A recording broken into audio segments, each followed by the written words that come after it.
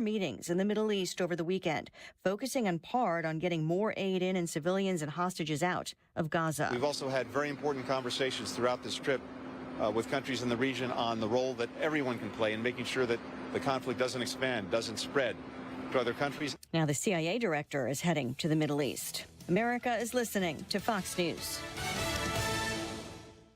Did you know you can get your prescriptions for less at your local pharmacy? You can with GoodRx. It's the free app that can save you money on your medications. Just search for your prescription, choose the pharmacy and the price that works best for you, and then show your GoodRx coupon to your pharmacist at the drop-off counter. GoodRx works at over 70,000 pharmacies, including Walmart, Rite Aid, and Walgreens, and it works whether you have insurance or not. It's easy to save. Next time you drop off your prescription, check GoodRx. To start saving today, go to GoodRx.com. GoodRx is not insurance. Major phone carriers make you sign contracts with rigid data plans to trap you into a kind of forced phonogamy. Sounds pretty insecure if you ask me. At Consumer Cellular, we believe in a more consensual and healthy form of phonogamy, free of contracts and more flexible to your data needs. This way, you stick around not because we force you to with contracts and fees, but because you love our phone plans. Like ardently love our phone plans. Phonogamously. Consumer Cellular. When freedom calls, we're here to answer. Call us at 1-888-FREEDOM. Air Comfort Service, heating, cooling, and insulation. Weather. Chief Meteorologist Dave Murray. Mostly sunny, windy, and warm this afternoon. 79 for the high. 81 the record from 1915. Clouds, only 58 for the overnight low. Tuesday, partly sunny and warm, 79 degrees. Wednesday, partly sunny, 80. A couple of showers around Wednesday night. Thursday and Thursday night, though it looks kind of limited. And then we're cooler again Thursday, Friday, Saturday, and Sunday. This is 97.1 FM Talk. Chief Meteorologist Dave Murray. Are you nearing retirement or already retired and wondering how long your money will last? Are you also sick of worrying about losing your life savings in the next market crash? I'm Thomas Helbig with the Retirement Advisory Group. Hi, I'm Bob Kershaw. As a family business, we are committed to protecting your retirement, whether you're nearing retirement or already retired. Let us build your own personalized structured income plan, which will show you how much income you can receive in retirement, but more importantly, it will show you how long your money will last. Stop wondering if you have enough to retire comfortably. Call us now at 314-993-9494 for a no-cost, no-obligation retirement review. We'll teach you the strategies you won't hear from your broker or banker. And just for coming in, you'll get a copy of our latest edition book, Your Key to a Worry-Free Retirement. We've been helping our clients retire with confidence for the past 37 years. Let us help you. So go online at retirementkey.com. That's retirementkey.com. The IRS definitely ramped up operations since the pandemic slowed them down, and activity only increases from here. Hi, this is Lance Story with the Lance Story Law Firm. If you're currently under audit or you haven't paid your taxes in the past, now's the time to call the Lance Story Law Firm. The IRS has a published Taxpayer Bill of Rights, which says you have the right to retain legal representation. Because IRS problems are legal problems, and the Lance Story Law Firm focuses specifically on addressing IRS issues for our clients. It's all we do. We get out in front of the IRS, devise the best resolution plan, and work to make sure you're able to take advantage of every program you're qualified to receive. So before you send money to some out-of-town, high-pressure company, call the Lance Story Law Firm. We're local, located right here in St. Louis, or visit Lance, DRURYlaw.com to schedule your free consultation with your local tax resolution law firm, the Lance Story Law Firm, 314-238-7360. The choice of a lawyer is an important decision and should not be based solely upon advertisements. The Capitol Grill is effortlessly arranged and customized for you. Whether it's a private room, an elegant table setting, dry-aged steaks paired with world-class wines, or an intimate party or business reception, make this part of your memorable private dining experience this holiday season. Every private dining room is elegantly appointed and offers seating capacities that range from 12 to 60. For reservations, call the Capitol Grill in Clayton today, 314-725-0930, or visit thecapitalgrill.com. Exergen thermometers are a top choice of medical professionals at highly ranked hospitals across the U.S. Accuracy matters, so make Exergen the chosen thermometer for your home and family. Available at Walmart and other participating retailers. Learn more at Exergen.com. The choice of a lawyer is an important decision and should not be based solely on advertisements. The vote is in. STL Today has certified the result. Onderlaw has been voted 2023's best law firm in St. Louis. When you're injured, call Onder Law at 314 or 618-9 million. This hour of the Annie Frey Show is brought to you by Ruler Foods. Low prices, no coupons. Ruler Foods. That is exactly what I needed to hear. Thank God someone here knows what they're talking about. That's us. That's right. Gotta love this American ride. All right, you need to take the time and get the full picture.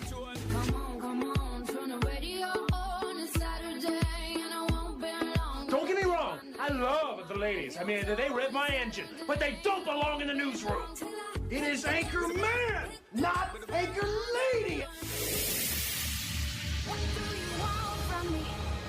I'm not America's sweetheart. Goodness sake, kid. Keep your voice down. Your father's listening to the radio. I'm not America's sweetheart. This is the Annie Frey Show.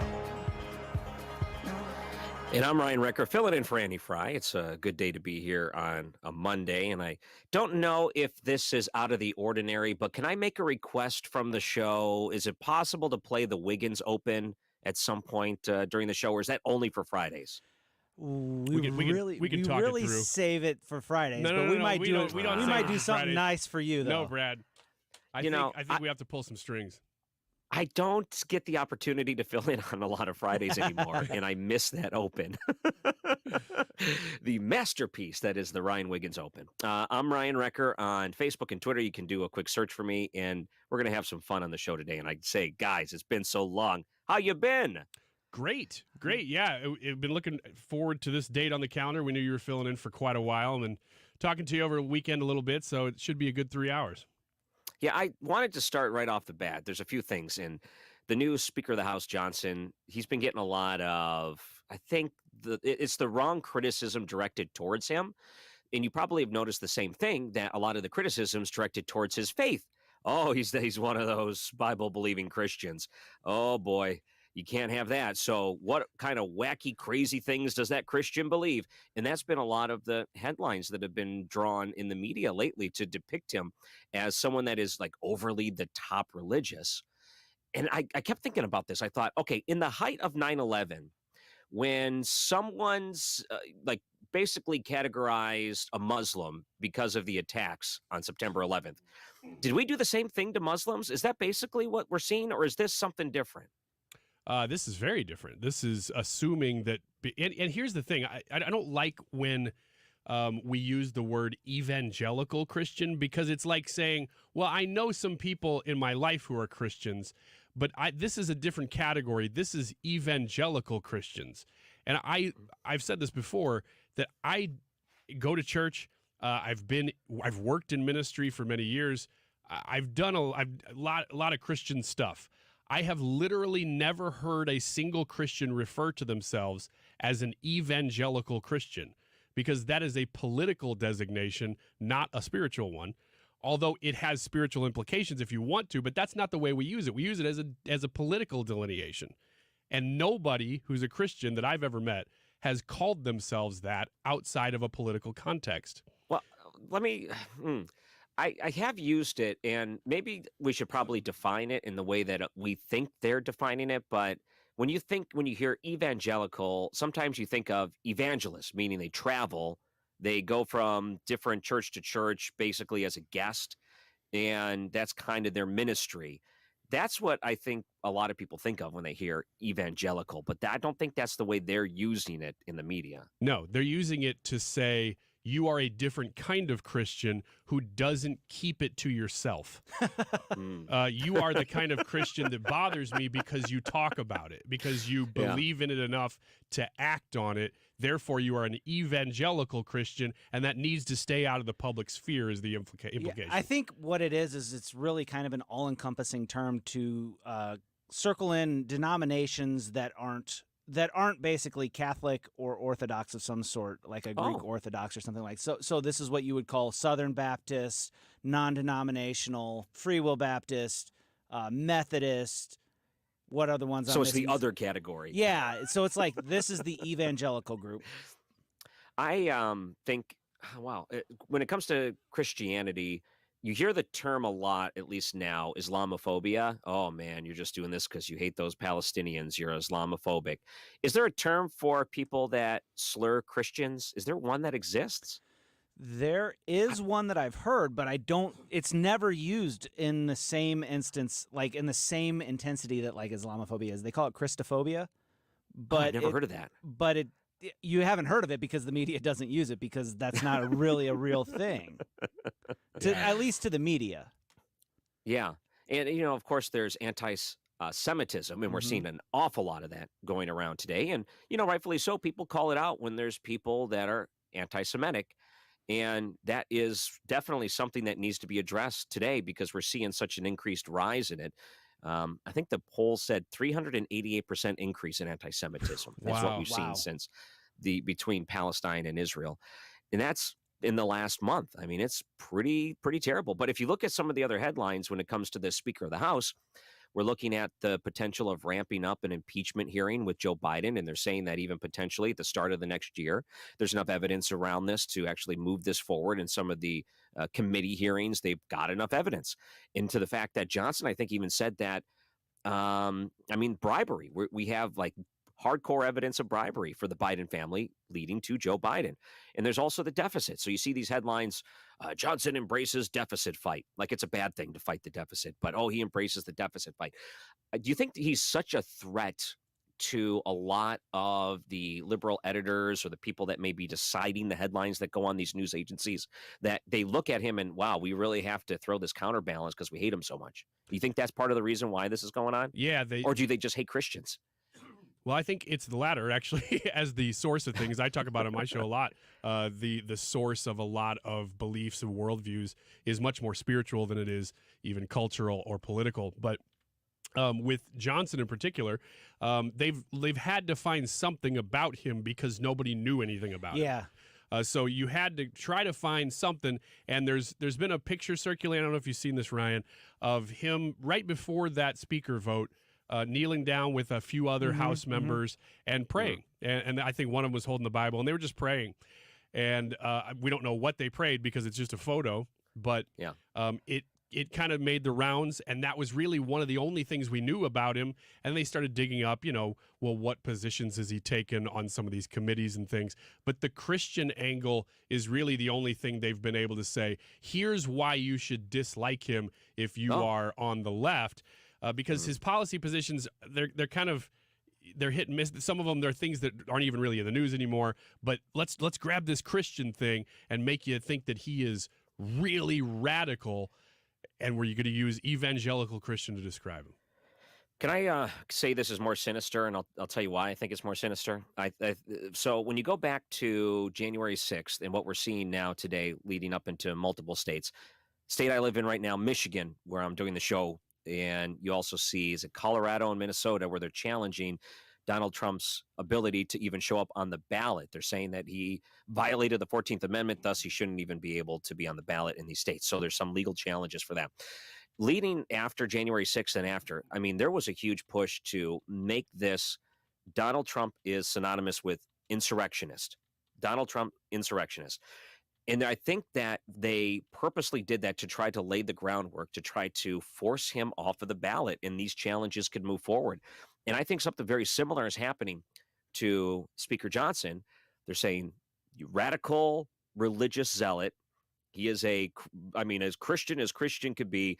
You can't be, they're laying this out. So when they say, okay, next year when he's Speaker of the House and abortion's a big deal when it comes to the election, now we have to completely discount and dismiss him because he is such a religious fanatic that he cannot be trusted with the task of legislating abortion or even bringing it up. I think that's what they're doing. I think they're purposely trying to do this because they know abortion is going to be such a big issue in the next election that they want to already try to lay the groundwork to discount him fully and Republicans fully. Well, I think that may be tactical. That may be a very, very smart strategy on their part because that is going to be a huge issue going into 2024. Joe Biden, I'm sure we'll talk about at some point today, is not doing great in the polls right now. And so going into 2024, they are going to look at 2022 and say, well, how did we turn out our base? because it could have been a blowout for Republicans in 22, but it wasn't. And nobody's sure that it was the abortion issue, but there was a big change, I've said this before, between 2021, when you had a huge Republican, not quite wave because there wasn't quite enough elections in 21, but you had Glenn Youngkin. They took over the entire Virginia Congress. Republicans, this is not supposed to happen in Virginia anymore. They almost won the New Jersey governor's race. In that race, because it was 2021, it was still a Republican high tide. 2022, you didn't see that high tide. Well, what changed between those two elections? Roe versus Wade. Yeah. And so that you saw that there probably was a big Democrat turnout based on Roe versus Wade that they're going to try to capitalize on this year. So, Recker, I think you're probably right in a sense that attaching this Christian sort of noose around Mike Johnson and saying, well, he's going to do exactly what we're telling you every Republican in the United States is going to do, and that is that he's going to overturn Roe versus Wade. They're going to make that an issue in 2024 for sure. Yeah, and why do they think that's going to be a winning strategy? Here's where I think it backfires. And I don't want to be a Democratic strategist or anything, but this is where I think it backfires. You have third-party candidates running as independents in RFK Jr. And when they did that polling, I think they said even upwards of 20% people thought, okay, when it's a 3-person race between Trump, Biden, and RFK, then he can take up towards of 20% or maybe even more of the votes. And he heavily takes from Republican voters. So okay, that's kind of interesting. Why not look at Johnson and say, okay, now you have a Republican in place that's going to be supported by the party, that's going to be, a Christian when it comes to big topics like abortion, and say that there is a right to life, and the atrocities that go on when it comes to the loss of life and the loss of rights of an abortion. That is a big deal in the courts today, and what we've seen play out in the courts. You have other topics like the deficit and some of these other things that Republicans always wanted a strong Republican on to really tackle head on, much like you saw Donald Trump with like foreign policy. Man, there wasn't enough politicians that were strong on foreign policy, and then you see a Trump come in and he's like, fine, we're going to take China head on. Like, that was unheard of political strategy. And you know what? It was a lot of things that united the Republican Party. You say, this is great. So do you think of Johnson, this might backfire. They're going to criticize him as being a strong Christian and some of his beliefs, but he's going to hold these strong Republican views and ultimately maybe even unite the Republican Party and take those votes back from an independent and say, okay, you know what? Forget about RFK. The Republicans got something going here. Maybe we do unite against them, regardless of who the candidate is, if it's Trump or not. I mean, as far as backfiring, I just don't think the Speaker of the House has that position to carry in an election. I don't think people look to him, especially Mike Johnson. Well, let me put it this way. Sorry, in the context of, look at all the headlines on the websites in the news. All they're doing is pounding Christians. They're pounding Republicans, radical people. And Johnson or not, as Speaker of the House, the headlines are, hey, look at all these people that are terrible because they are pro-life. I'm talking about. This news cycle is going to be attacking things that are going to reunite the Republicans because of Johnson.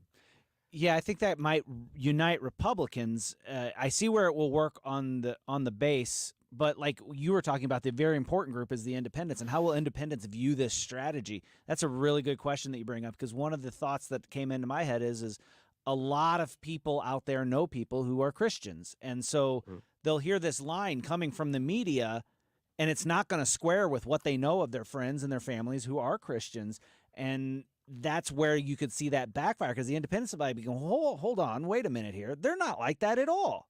And so you might end up seeing that backfire and blow up in the Democrats' face. But, I mean, at this point, I don't even know how to make a prediction. Yeah, and these faith-based points, it's so great.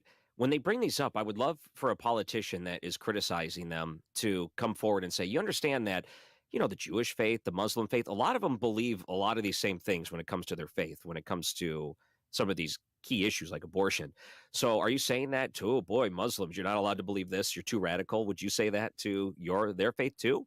I don't think that they do that to any other faith but Christianity, and that is one of the very telling problems that you have in the biased media today. Yeah, that it's obviously biased, and it's not just America that does this either. By the way, I've been watching a lot of Israeli news. And actually, I have a couple friends who live there, some who had been missionaries who are from America, but now because of them, I'm connected to a few friends now who are Israeli Christians. So they're Messianic Jews. One of those guys leads a pretty big ministry and has a lot of testimony videos that he's been posting a lot more of recently because he's, all eyes are on Israel. So obviously they're using that as an opportunity for evangelism. And one of the guys that they posted a testimony from was a Palestinian, and he was now a Christian. And he said in his entire life, and I don't know whether he lived in Gaza or what, but he identified as Palestinian. He said in his entire life leading up to him becoming a Christian, which was not a quick process, he said that the schools that he went to, which were Muslim, they would teach against Jews a lot, but actually he said about 70% of the time they were actually teaching against Christianity. So I think there's a lot here, and it's not just in America. Like I said before, I think we're talking about worldviews. We're talking about the source of what you believe, and most of the time that goes back to your spiritual beliefs or lack thereof. Wow. I know you love polls, and the New York Times put one out that said Trump was set to romp Biden. What a great word, romp. So I want to talk about that poll and some of the other things that we're seeing, increase in anti-Semitism. And it's a really strange way that we're seeing in today's news. Bernie Sanders and some of these other people that you would think, well, okay, yeah, maybe it would be good for even the independents to support Israel in times like this. They're doing a very subtle way of blaming the Jews for the hardships and the murders against them right now. And you're seeing this wishy-washy answers because they're too afraid to upset certain groups. And I'm really disappointed by that in some of these. And then there's some politicians like Rashida Tlaib here in Michigan who are, flat out anti-Semitic and really are advocating pro-Hamas rhetoric. So let's talk about that after the break. I'm Ryan Recker, filling in on the Annie Frey Show. Go vote in the poll. Go watch us on Facebook. Go do all the things you normally do. I'd like to hear from you. I'm going to check out some of these comments during the break, too. You're listening to 97.1 FM Talk. I hear the drums echoing tonight, and she hears only whispers of some quiet conversation. You're listening to The Annie Frey Show on St. Louis's home for conservative talk. Find the podcast, on-demand audio, and more at 971talk.com/Annie. I stopped an old man along the way, hoping to find some old forgotten words or ancient melodies. He turned to me as if to say, hurry, boy, it's waiting there for you. Gonna take a lot to drag me away from you. Feels good to be home. Our local Ashley store has the biggest and best Black Friday furniture and mattress deals going on right now. Literally everything is on sale throughout the store, including up to 75% off designer-picked holiday hot buys. Plus, you can shop confidently because Ashley's price match guarantee ensures you'll get the best price. So if you're looking for trend-forward styles at unbelievable Black Friday prices, shop your local Ashley store today, only at Ashley. The leaves are changing. Thanksgiving is just around the corner. And you know what that means? It's time to start making your list and checking it twice.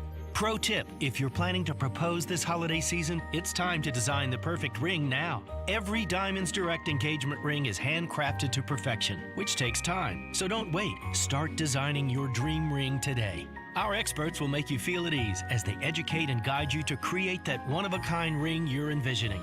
Our industry-leading warranties will give you total confidence. And as always, our nationwide price guarantee will ensure you get the very best value. Plus, Diamonds Direct has a gift even Santa can't beat. Buy any natural diamond at Diamonds Direct and get a 14-karat gold solitaire setting free.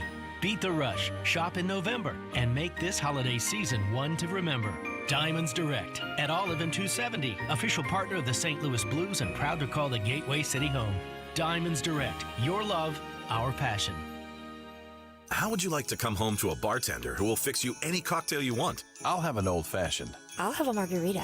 Now you can with the Bartesian Home Cocktail Maker. Bartesian is a sleek machine the size of a coffee maker that makes premium cocktails at the touch of a button. Choose from over 50 different cocktails, from classics to the most exotic premium cocktails served in the best bars today. You'll always get freshly mixed, perfectly balanced cocktails with the Bartesian Cocktail Maker. And now, get Bartesian's best Black Friday deal ever at bartesian.com/sips. Entertaining? The Bartesian is ideal for parties. No need to stock all kinds of individual mixers for complicated recipes.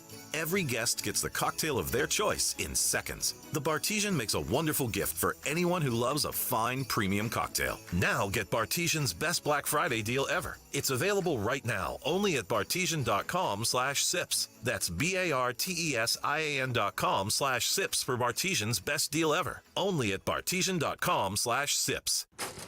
Yo, I'm your old basketball. Haven't seen you out on the courts in a while. Why not pass me over to Goodwill? Donating me helps Goodwill's mission to provide career training and support services right here in the community. And that's a slam dunk. Donate today. Hey, I got next.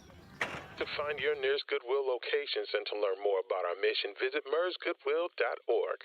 Goodwill, where your things start new lives. You're listening to the Annie Frey Show live from the Air Comfort Service Heating, Cooling, and Insulation Studio. Air Comfort Service is hiring licensed journeymen. Don't have a journeyman license? Air Comfort Service will help you get it. Get guaranteed hours year-round and more. Apply online at aircomfortservice.com. Mark Cox here, 97.1 FM Talk is shining a spotlight on our first responders. Listen to my show each day as we feature our heroes and raise awareness for responder rescue. Learn more about how you can give back at 971talk.com/events, sponsored by Budweiser.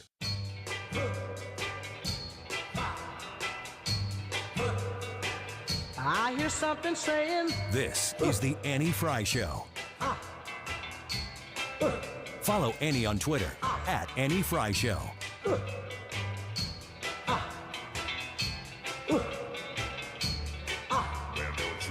That's the sound of the men working on the chain gang. Just a quick question. Whose idea was this to put the music into the rotation? I just want to know the origin of that one specific song. Leah did this. Yeah, Leah does the music, so this is all her.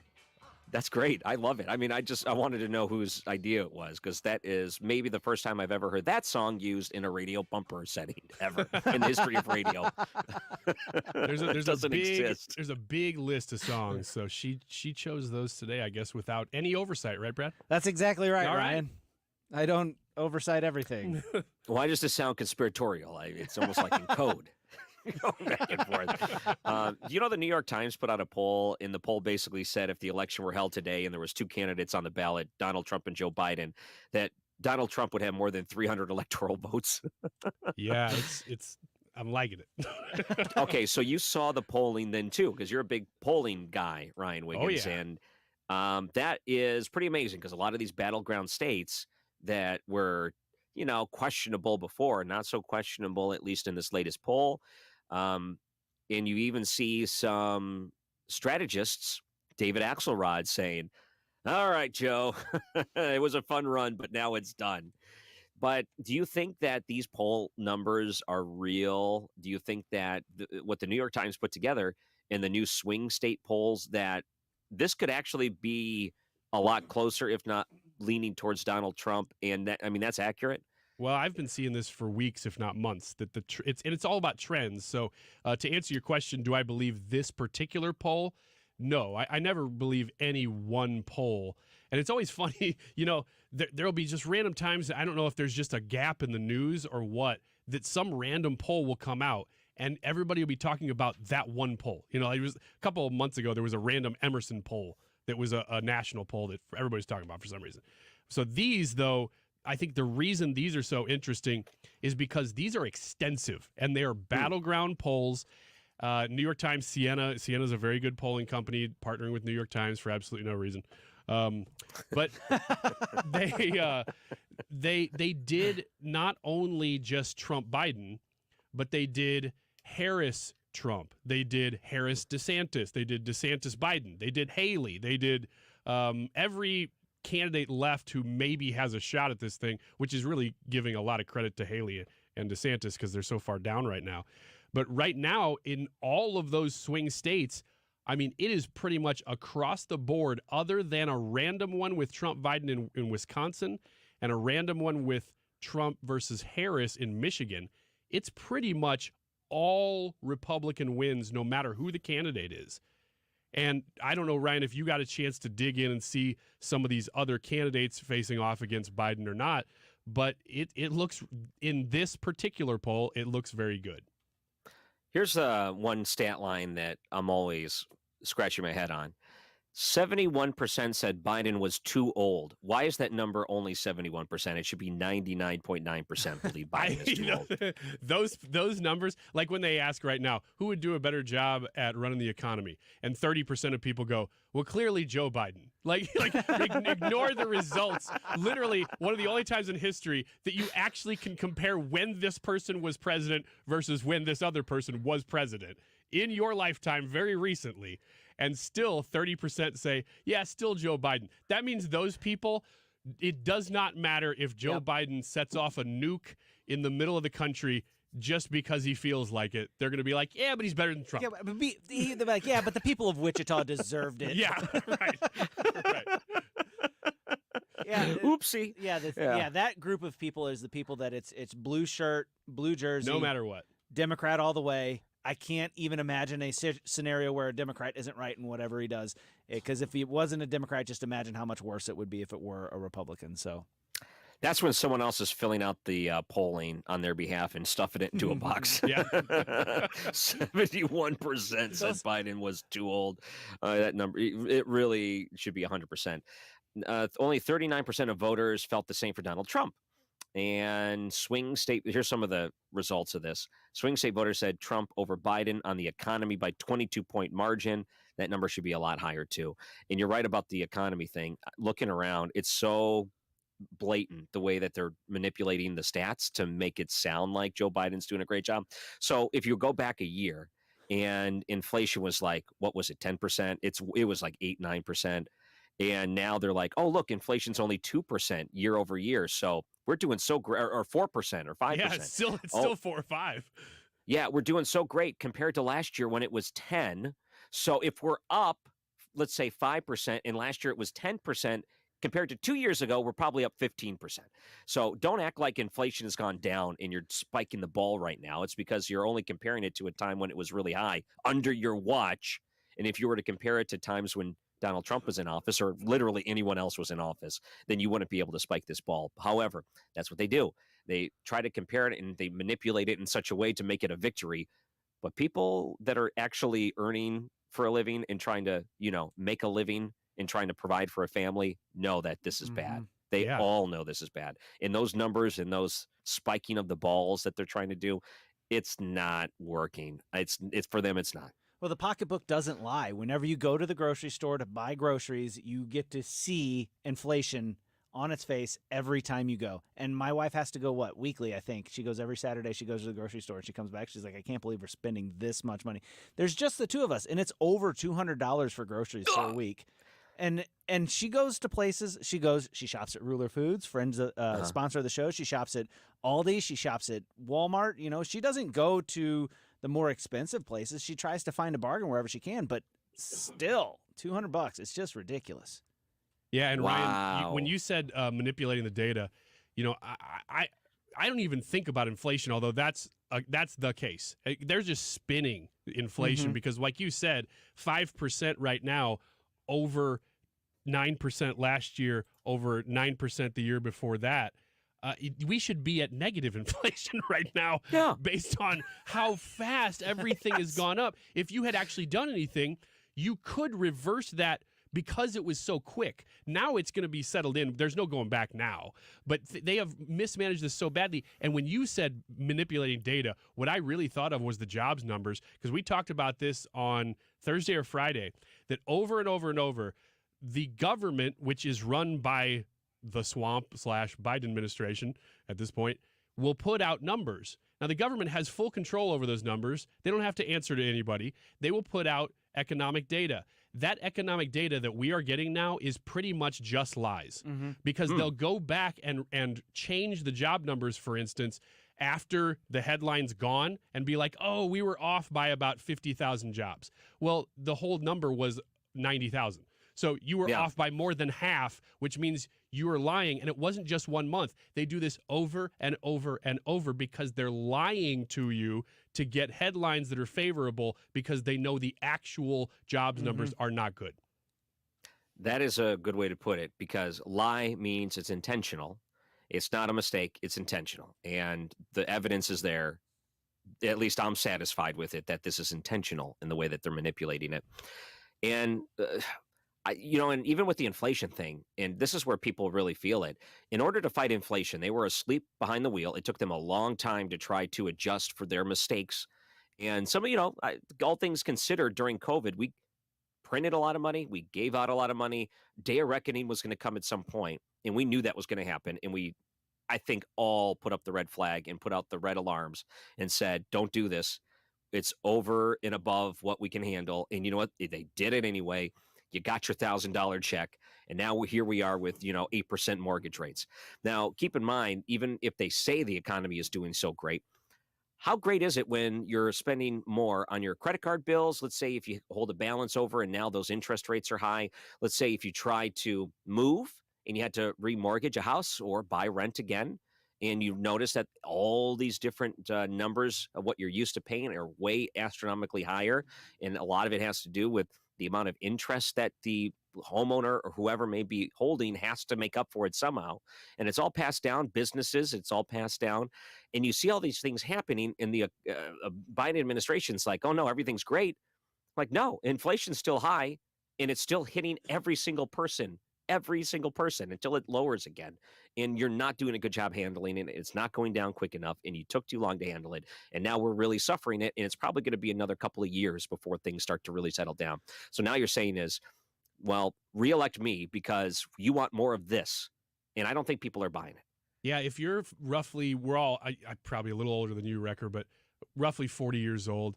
If you're in the age range that we're in, I don't know that you've ever seen economic times like this in your lifetime in the United States. Now, 2008, there was a bubble crack, a bubble burst there, and the economy wasn't good. I get that, but you didn't see all of the inflation. You didn't see the interest rates, trying to buy houses, trying to invest money, doing all these things. Nobody has ever seen the consequences of their actions of bad government policy, and they've never seen it this fast, especially. So I think we have a whole generation of people that's probably a little bit younger than us, maybe our age or roughly. I'll tell you about, going back to 2008 in the economic bubble that hit there. Yeah. Now, I graduated college in 2005. At that point, I was in the job market for 3 years. As you can imagine, new in the job market, in radio, you get paid beans if you're lucky. And then sometimes you're able to scrape together free pizza in the room if it's left there for you in the break room.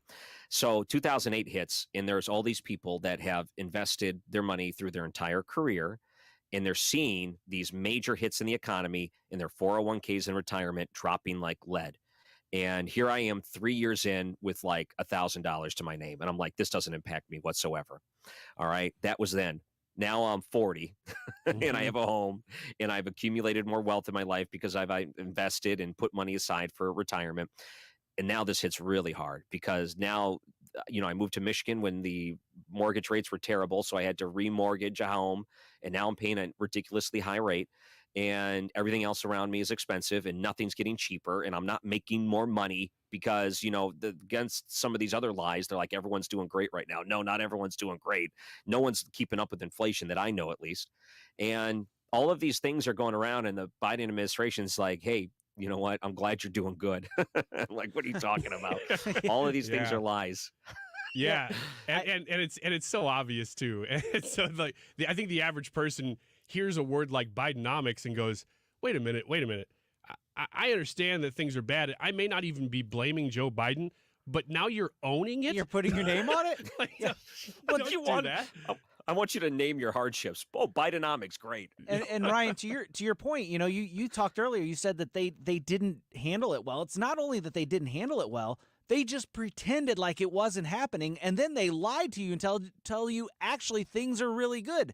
That's why people are getting upset. I mean, like, if the Biden administration would have come out and said, hey, this isn't good, here's what we're trying to do to fix it, that'd have been fine. But they didn't say that. They said, actually, here's why 11% interest or 11% inflation is good for you. And then you're up, what? You're up, 3%, 4% year over year. So you're tacking that on top of the interest that happened, or the inflation that happened the year before. And they're like, hey, it's not going up as much as it did before. You know, that's like a football team bragging about being down 35 at the half. It's like, hey, we only gave up 25 this half, so isn't that better? No, you're still down 50-plus points, and you're going to lose. And that's just kind of the attitude of this administration to go, hey, things aren't bad, but their first thought is always, how will this affect me politically, and to try to spin it in a political manner rather than trying to fix the problem and actually make things better for Americans. That's my biggest problem with this one. Oh, hey, at least we only lost by 40 instead of 60. We're on pace to lose by 70. We lost by 60. So. And that's how they do the budget, too, essentially that same analogy. They're like, oh, great, we saved $1 billion this year. No, you didn't. It's like when the Supreme Court shot down the student loan forgiveness. And once they shot that down, the $1 billion that they said they were going to spend on it wasn't spent on it. So they said, oh, we saved $1 billion. Yeah.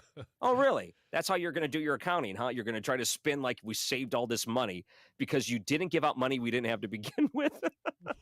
Right. And that's the logic, Brad. You're exactly right. Mm-hmm. All right. Wiggins America coming up after the break. I'm Ryan Recker filling in. I always look forward to this segment anytime I fill in on 97.1 FM Talk. The men working on the chain gang. All day long, this is the Annie Frey Show. Till the sun is going down. Losing weight with My Slim 180 is so much easier than all of the other things that you've likely tried. Now, if you're somebody who has thought about losing weight and you haven't really committed to anything yet, Slim 180 is a wonderful place to start. When you go online to myslim180.com, you're going to get a free consultation. Sign up and tell them Annie sent you. When you use my name to sign up, you're going to save 20% on one of their nutritional guidance programs. Let me talk to you also about the semaglutide and the tirzepatide. These are shots, these are injections that you've heard other people, people who are using this, whether you know they are or you don't. There are people in your life that are using these injections to lose weight, and they work. I have used them myself, and they are effective at helping you get to your goals. If you're thinking about losing weight, Slim 180 is the smartest place to go for these injections and other counseling guidance that you're going to need to be successful. Find all the details you need online and make sure when you set up your appointment, you mention us so that you save. Go online to myslim180.com. I'm a pilot, martial artist, mountain biker, hiker. The thing that brings me down is my feet. When my wife finally talked me into going into the Good Feet store, the salesperson there immediately started investing himself in my problem. And now that I wear the inserts all the time, I'm not feeling the pain. They're comfortable to have in, and it's uncomfortable not to feel them in my shoes because I know the positive effect they've had. This is not something that you could solve online. There's got to be somebody there that can help you find that fit. You put in the arch supports and your day becomes better and the clouds go away and it's a good life. Good Feet has saved the day. Call now 314-317-9494 or visit one of our 2 locations on Olive west of I-270 in the Plaza with Subway in Shiloh, Illinois, and at goodfeetstlouis.com. Individual results may vary. Consult your physician for medical conditions. Come in and try the Good Feet feeling today. Enjoy comfort, energy, performance, and pain relief. And Good Feet arch supports are proudly made in the USA. I was having a lot of sinus infections. My sinuses were clogged, pressure, headaches. Linda suffered for years with chronic sinus infections. You don't feel like doing anything. When you feel like your head is completely clogged, all you want to do is just lay down and sleep. And the pressure, it's just not fun, always walking around with a headache. Now, her issues are gone. How? A minimally invasive procedure done in the office of St. Louis Sinus Centers called balloon sinuplasty. I really did not know what it was like to feel like you're really breathing and not being so clogged up. I would do it again in a heartbeat, and I would definitely recommend it for someone else. Do you suffer with chronic sinus infections, facial pain, pressure, congestion? Find out if balloon sinuplasty is the solution for you. Set an appointment today with St. Louis Sinus Centers. Call 314-332-2885. 314-332-2885. That's 314 332-2885. Hey, it's Bo Matthews, and Missouri Brush Control is helping landowners reclaim their property through eco-friendly forestry mulching. Missouri Brush Control can transform your overgrown acreage into accessible and usable land, and in a fraction of the time compared to conventional methods. Missouri Brush Control also cleans up around ponds, lakes, and dams, allowing easy access to your water feature. They service residential, commercial, and recreational properties with their specialized machines and years of expertise. Enjoy your land like you've always dreamed of. Visit MissouriBrushControl.com. That's MissouriBrushControl.com. Mark Cox here. If you're nearing retirement or already retired, call my friends Thomas Helbig and Bob Kershaw with the Retirement Advisory Group. They'll show you how to link to the market without the risk. They're the official financial advisors of my show. Go online to retirementkey.com. I don't even know if we've mentioned this poll yet today, but it's headline news, and so it's based on Trump being in court today. Will a conviction in any of the pending cases against Trump hurt or help him in the 2024 election? I think we've talked about this before, but you only have two choices today. It either will hurt or it will help. We'd like to know which one you think this will do to 2024. It is the Annie Frey YouTube live chat poll. Vote in it today and leave a comment. We see those coming in. We're starring them as they do so that we can read them throughout the show. It is 12:47. This time check is sponsored by Jerry Kelly Heating and Air Conditioning. It's time for a $98 furnace tune-up. The voice for hardworking, free-thinking Americans. St. Louis's home for conservative talk. You're listening to 97.1 FM Talk.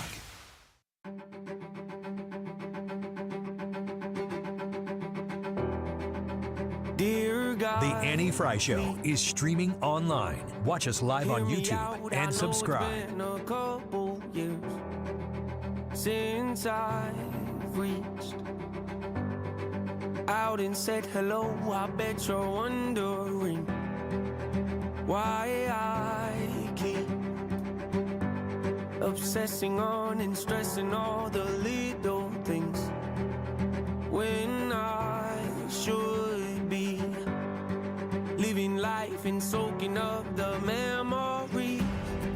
I know I've been selfish, I have no excuse to give you its truth. And welcome back. I'm Ryan Recker, filling in for Annie Frey, and you're listening to 97.1 FM Talk. One of my favorite segments when I get to fill in is Wiggins America.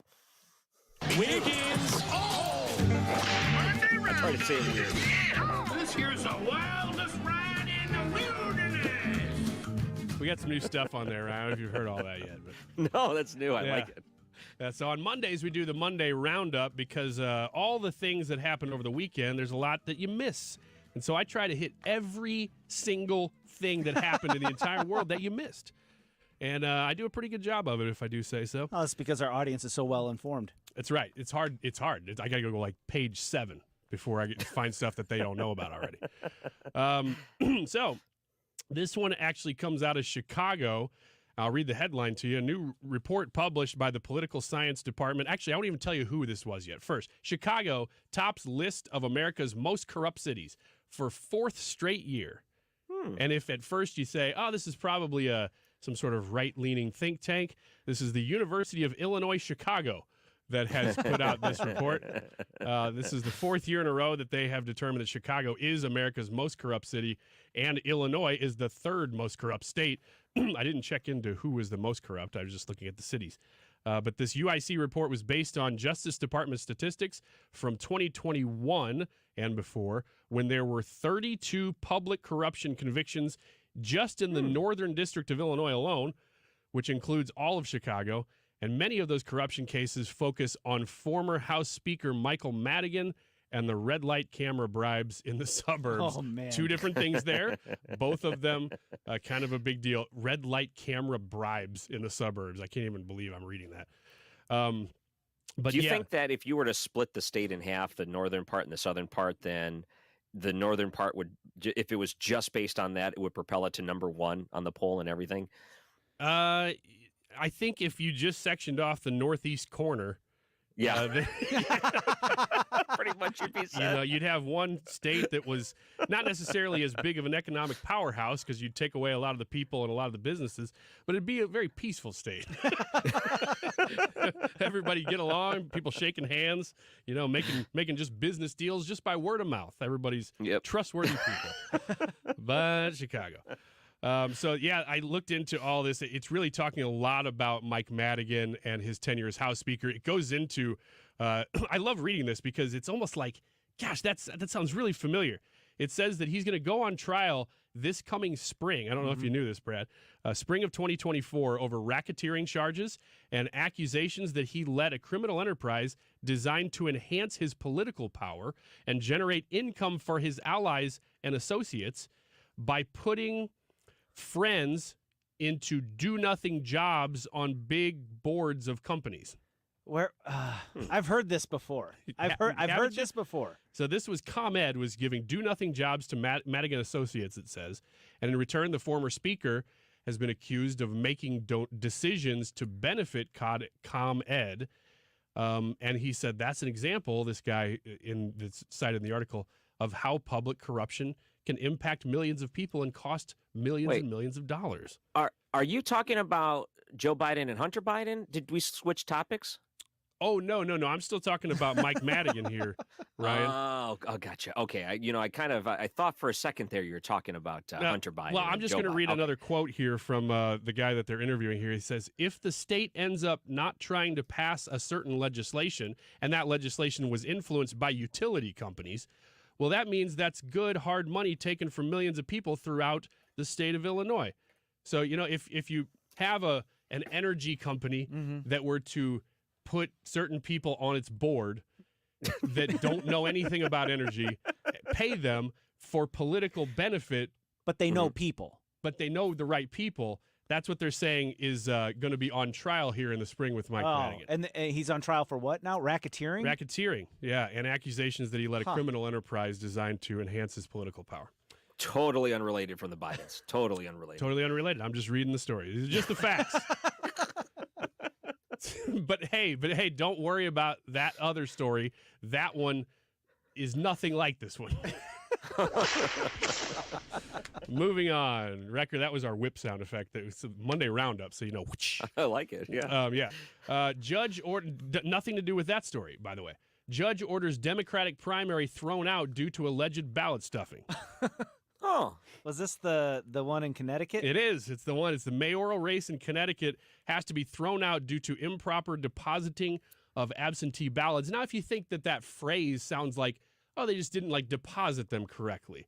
According to the Connecticut Post, incumbent Mayor Joe Ganim defeated challenger John Gomes by 251 votes in Bridgeport's September 12th primary. However, Gomes challenged the results after he discovered video footage showing a person putting multiple ballots into a drop box and filed a lawsuit. Yeah. They determined that this person, let me just read it here. The court finds the plaintiff has met its burden of proof and established violations in the placing of absentee ballots into drop boxes by partisans who were not designed to handle such ballots, and the volume of ballots so mishandled is such that it causes the result of primary election in serious doubt and leaves the court unable to determine the legitimate result of the primary. It says, although election fraud concerned, they have to put this in there. Don't pay attention to 2020 is what this is saying. They said that Gomes attorney William Bloss has 24 video clips. This is just of one little bitty mayoral race in Connecticut. 24 video clips from police cameras showed that 1,255 absentee ballots were put into drop boxes, came from 420 people, while Connecticut law only allows caretakers of votes and close relatives to put absentee ballots in drop boxes. Bloss said footage showed Wanda Geter Pataki, the vice chair of the Democratic Town Committee, and council candidate Enadia Martinez putting stacks of absentee ballots into drop boxes on multiple occasions. So, wait, what's that middle name? Sorry. Geter? Wanda Geter Pataki. So what if I'm thinking of the correct story, that election, that was in the primary. That was in the Democrat primary. Yeah. That election is tomorrow. No, it's not, It's because not? they have to do it over. Well, but because the last I had heard on this was it was tomorrow they were going to put both of those Democrat candidates on the ballot, and then if the Gomes lost, the plaintiff, if he lost, he was going to continue the challenge. If he wins, he was just going to put this aside. Now, that may be newer information that I've got, because what this says, and this may be newer than that, actually. I don't know. Yeah, I don't. This says that they have to actually not be on the ballot and do a completely do-over Okay, so that's a election for the completely primary. different, because I heard this last week. Okay, so this may be newer than that then. Well, Yeah. just on a side note, this happened in 2020 in Flint here in Michigan. I don't know if you know that story, but it was a primary. 2 Democrats were going at it, and an elected official, a clerk, stuffed the ballots. No, broke the seal to prevent the. Wow. It was a really weird thing. So it was a primary between the Democrats to depend on who was going to go forward, but she invalidated the votes by breaking the seal, knowing that she was going to lose. Yeah, and that caused a chain reaction. Well, I think she's wearing an ankle monitor. I don't know if she saw jail time because of that, but they gave her basically nothing for interfering with this election. Yeah. No, that's a very well-known case, actually. Yep. All right. You're listening to the Annie Frey Show, 97.1 FM Talk. Don't go anywhere. I got some traumas that I can't forget. I got some phone calls. You couldn't pick a worse time to sell your home. Sure, your home is worth a small fortune right now, but are you really going to swap your 2 or 3% current interest rate and pay 7 or 8% interest on a new house? No way. You don't have to with the Get Paid and Stay program from Truehold. This is ingenious. With the Get Paid and Stay program, Truehold will buy your home now at its best current value. You bank the cash and stay in your home until interest rates come back down, or as long as you like. It's your call. Plus, you won't have to pay property taxes, insurance, or upkeep anymore. Truehold pays those expenses. Learn about Truehold's Get Paid and Stay program. Call 1-855-300-9993 or visit Truehold.com. The smarter, faster way to cash out on your home's value without having to move. That's 1-855-300-9993 or visit Truehold.com. Mark Cox here. Before you sell your home, you should know the facts. What's your home's true value? Which realtor will get you the most money? And as a seller, is the market still in your favor? I spent some time with my friend Gloria Liu with Your Home Sold Guaranteed Realty. Here's what she told me. The market is still in the seller's favor. However, these next few months before the holidays represent the last prime time to sell your home. Gloria said everyone knows you can't time the real estate market. However, you can sell your home in the months that are statistically the most profitable to sell real estate. For the past 20 years, Gloria's been successfully selling homes in our area. How's she been so successful? She already has the buyers, which allows her to guarantee to sell your home at your pre-agreed upon price and time frame, or she'll buy it. Call Gloria Liu at 314-325-6888. That's 314-325-6888, or visit GloriaHasTheBuyers.com. Conditions apply. Gloria and seller must agree on price and possession date. Updating your home with James Hardie Siding has never been more popular. With all the options available, you need a partner to maximize your investment. The rising prices on vinyl siding has made Hardie Siding a great alternative. Siding Express is ready to refresh the appearance of your home or totally transform the look by installing Hardie Shake, board and batten, lap siding, or a stone accent to make it your dream home again. Siding Express is an elite preferred James Hardie contractor. Need ideas? Go to sidingexpress.com and schedule a free, no-obligation consultation today. The Capitol Grill is effortlessly arranged and customized for you. Whether it's a private room, an elegant table setting, dry-aged steaks paired with world-class wines, or an intimate party or business reception, make this part of your memorable private dining experience this holiday season. Every private dining room is elegantly appointed and offers seating capacities that range from 12 to 60. For reservations, call the Capitol Grill in Clayton today, 314-725-0930, or visit thecapitolgrill.com. KFTK FM Florissant. From the Under Law Injury Lawyers, GetJim.com studio, 97.1 FM Talk. Always live on the free Odyssey app. More pressure for a ceasefire. Lisa Brady, Fox News. Let me be clear. No party to an armed conflict is above international humanitarian law. UN Chief Antonio Guterres says nothing can justify the torture, killing, injuring, and kidnapping of civilians, condemning the violence between Israel and Hamas and what he calls an unfolding catastrophe in Gaza. Secretary of State Blinken spent the weekend in the Middle East focused in part on the push for humanitarian pauses. President Biden speaking earlier today with Israel's prime minister before an infrastructure event in Delaware about Amtrak's Northeast Corridor. 25 different projects, all to build the Northeast Corridor from Boston to Washington. It's part of my agenda. Projects that include replacing the more than century-old Baltimore Tunnel. An attorney for former President Trump ripping the judge at his civil fraud trial in New York for repeatedly interrupting Trump's testimony today. I'm not here to hear what he has to say. Then why exactly am I being paid as an attorney, and why exactly are taxpayer dollars being used in this courtroom? Outside the courthouse, Trump attorney Alina Habba echoing Trump's claims the trial's politically motivated and that asset values were not inflated. The father of an accused mass killer in suburban Chicago pleads guilty in a case over how the suspect got his gun. As his trial was set to begin, Robert Cremo Jr. entered the guilty plea in Waukegan to 7 misdemeanor counts of reckless conduct for sponsoring his son in the gun licensing process, just months after relatives reported that Robert Cremo III made threatening statements. The gun he later legally purchased allegedly used to kill 7 people and injure dozens of others during a 4th of July parade in Highland Park last year. Fox's Jeff Manasso, the son remains jailed with no trial date yet. America is listening to Fox News.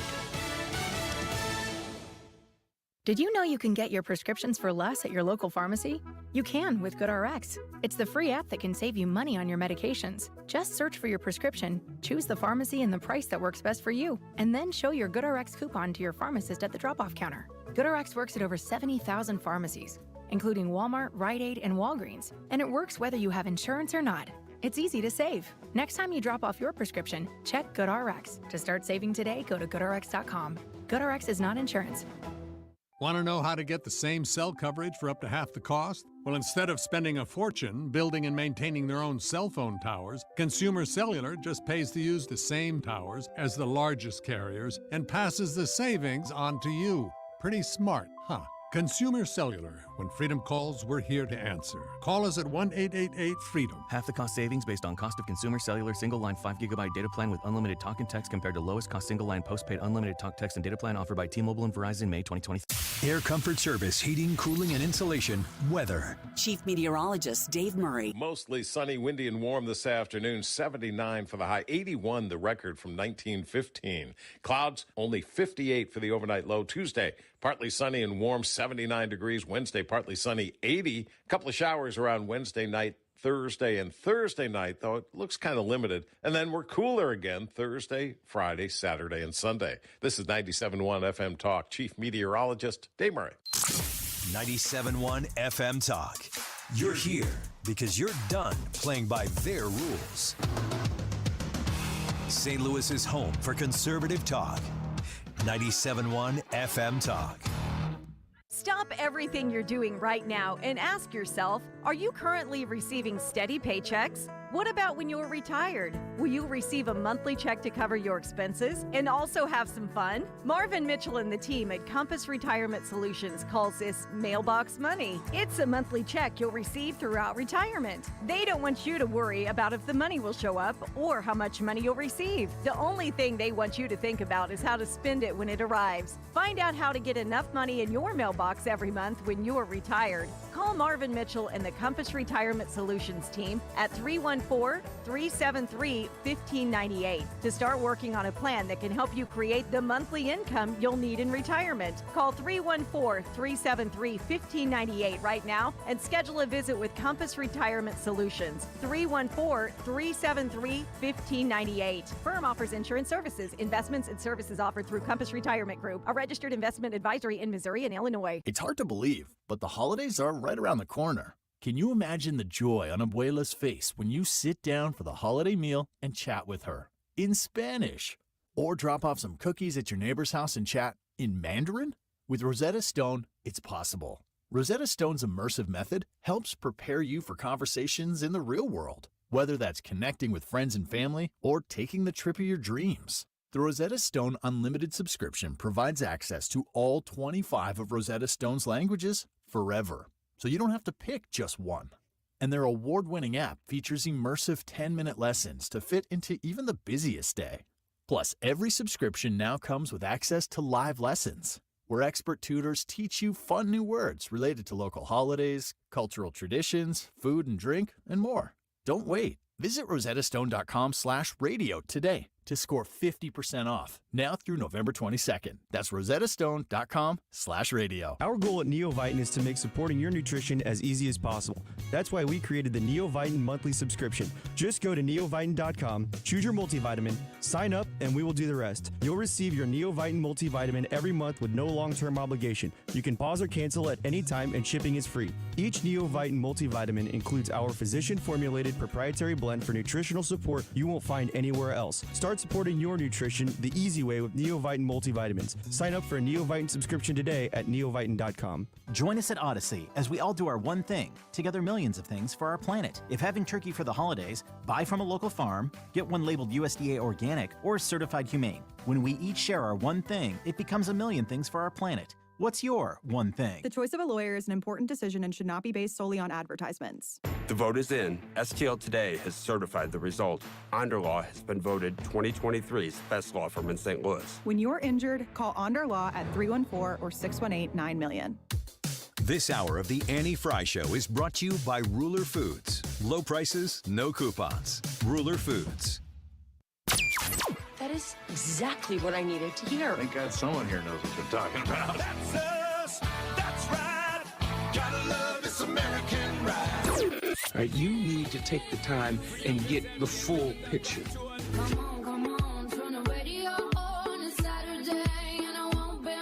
Don't get me wrong. I love the ladies. I mean, they rev my engine, but they don't belong in the newsroom. It is Anchor Man, not Anchor Lady.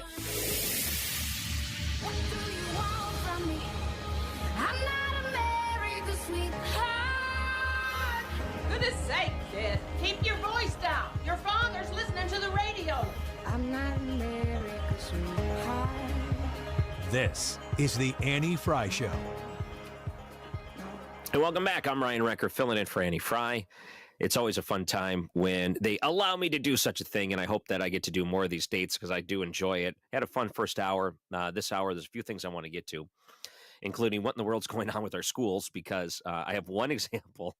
It's not so much a bad one, what happened at my kid's school, and my wife said I'm allowed to tell the story because it's a different state. I live here in Michigan now. So she said, no, you wouldn't be allowed to say that if you were, if this was in Michigan. But I can say it since it's, Missouri now, so this will be good.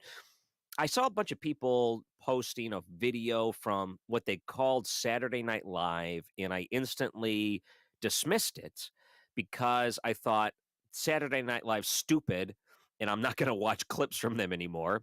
And the last thing I want is the YouTube algorithm to think I want to see clips from Saturday Night Live, because then I'll see them nonstop. So I refuse to watch it, and because it's been just such a letdown disappointment the last 10 years.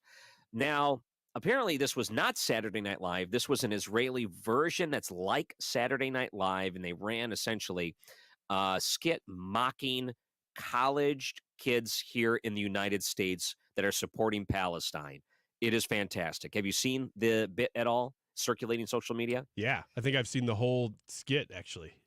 I'm actually pretty impressed. Now, I'm not going to say that it's hysterical. Like I watched it and I laughed and I laughed and I cried. Like, oh, this is the funniest thing I ever saw. I just thought it was really well done. I was like, okay, good. I'm glad that they're at least mocking how stupid these college kids are here in the United States that are out there marching for Hamas. It doesn't make sense. Yeah. Can we play some of that bit? Would you like to hear some of it? Yeah. Okay. I don't know. It's a couple of minutes long. Do we need to play the whole thing, or do you want to just play part of it? Let's play cut 3, which is just a clip from it. Let's do that. So do we need to set it up? He's pulling up now. Hi, everyone. Yeah. We are live on YouTube with Columbia Anti-Semitic News, where everyone is welcome. LGBTQH. Hamas. Yeah, I totally sim Hamas. Yeah. It's so trending right now. From the river to the sea, Palestine will be free. Do you know why it's true? Because it rhymes. so stupid. So they're dressed up as like American campus liberal protesters. They have colored hair, and they just look like campus kids, basically. Yeah. And they're doing the whole sketch. Nose rings, colored hair, scarves, Palestinian flags. Yep, and and chanting the anti-Semitic slogans there that are basically calling for the death of Jews. So seeing that on college campuses and the real headlines, not just here but in other countries, but them going around and advocating for the cleansing of Jews is so weird that we today still have to remind people that killing Jews is bad. Well, it's almost like a constant reminder. Like, even as a college age student, you think you would have some understanding, a little bit of some of the plight and the problems of the Jews of the past. You would think World War II might have been popular enough that they may have heard about it at some point in some of the reasons and the situations they're in today. But here they are again, essentially advocating what Hitler advocated for openly. And even prominent people on these college campuses. The thing that's so frustrating to me about it is this is evidence of basically what we've been complaining about for a long time, which is cultural Marxism. They've divided the people up into oppressors and oppressed, and therefore the oppressors, who they view as oppressors, are always bad, and the oppressed are always the good guys. They're always the freedom fighters. And so they've looked at this situation and said, well, Israel's the oppressor, and it doesn't matter that Hamas came in and committed the worst atrocity on the Jewish people since the Holocaust. It doesn't matter. They're oppressed, and therefore they have a right to act like that, and the Jews have no right to respond. It's mind-boggling to me. I don't understand that way of thinking, but I know that is what is going on in the campuses, and it's all at its root Marxism. And on top of that, maybe they should point out the people they're rooting for, these cowards that are hiding behind women and children as their shield, as a way to protect them from the attacks of the Israeli soldiers that are trying to get rid of these terrorists.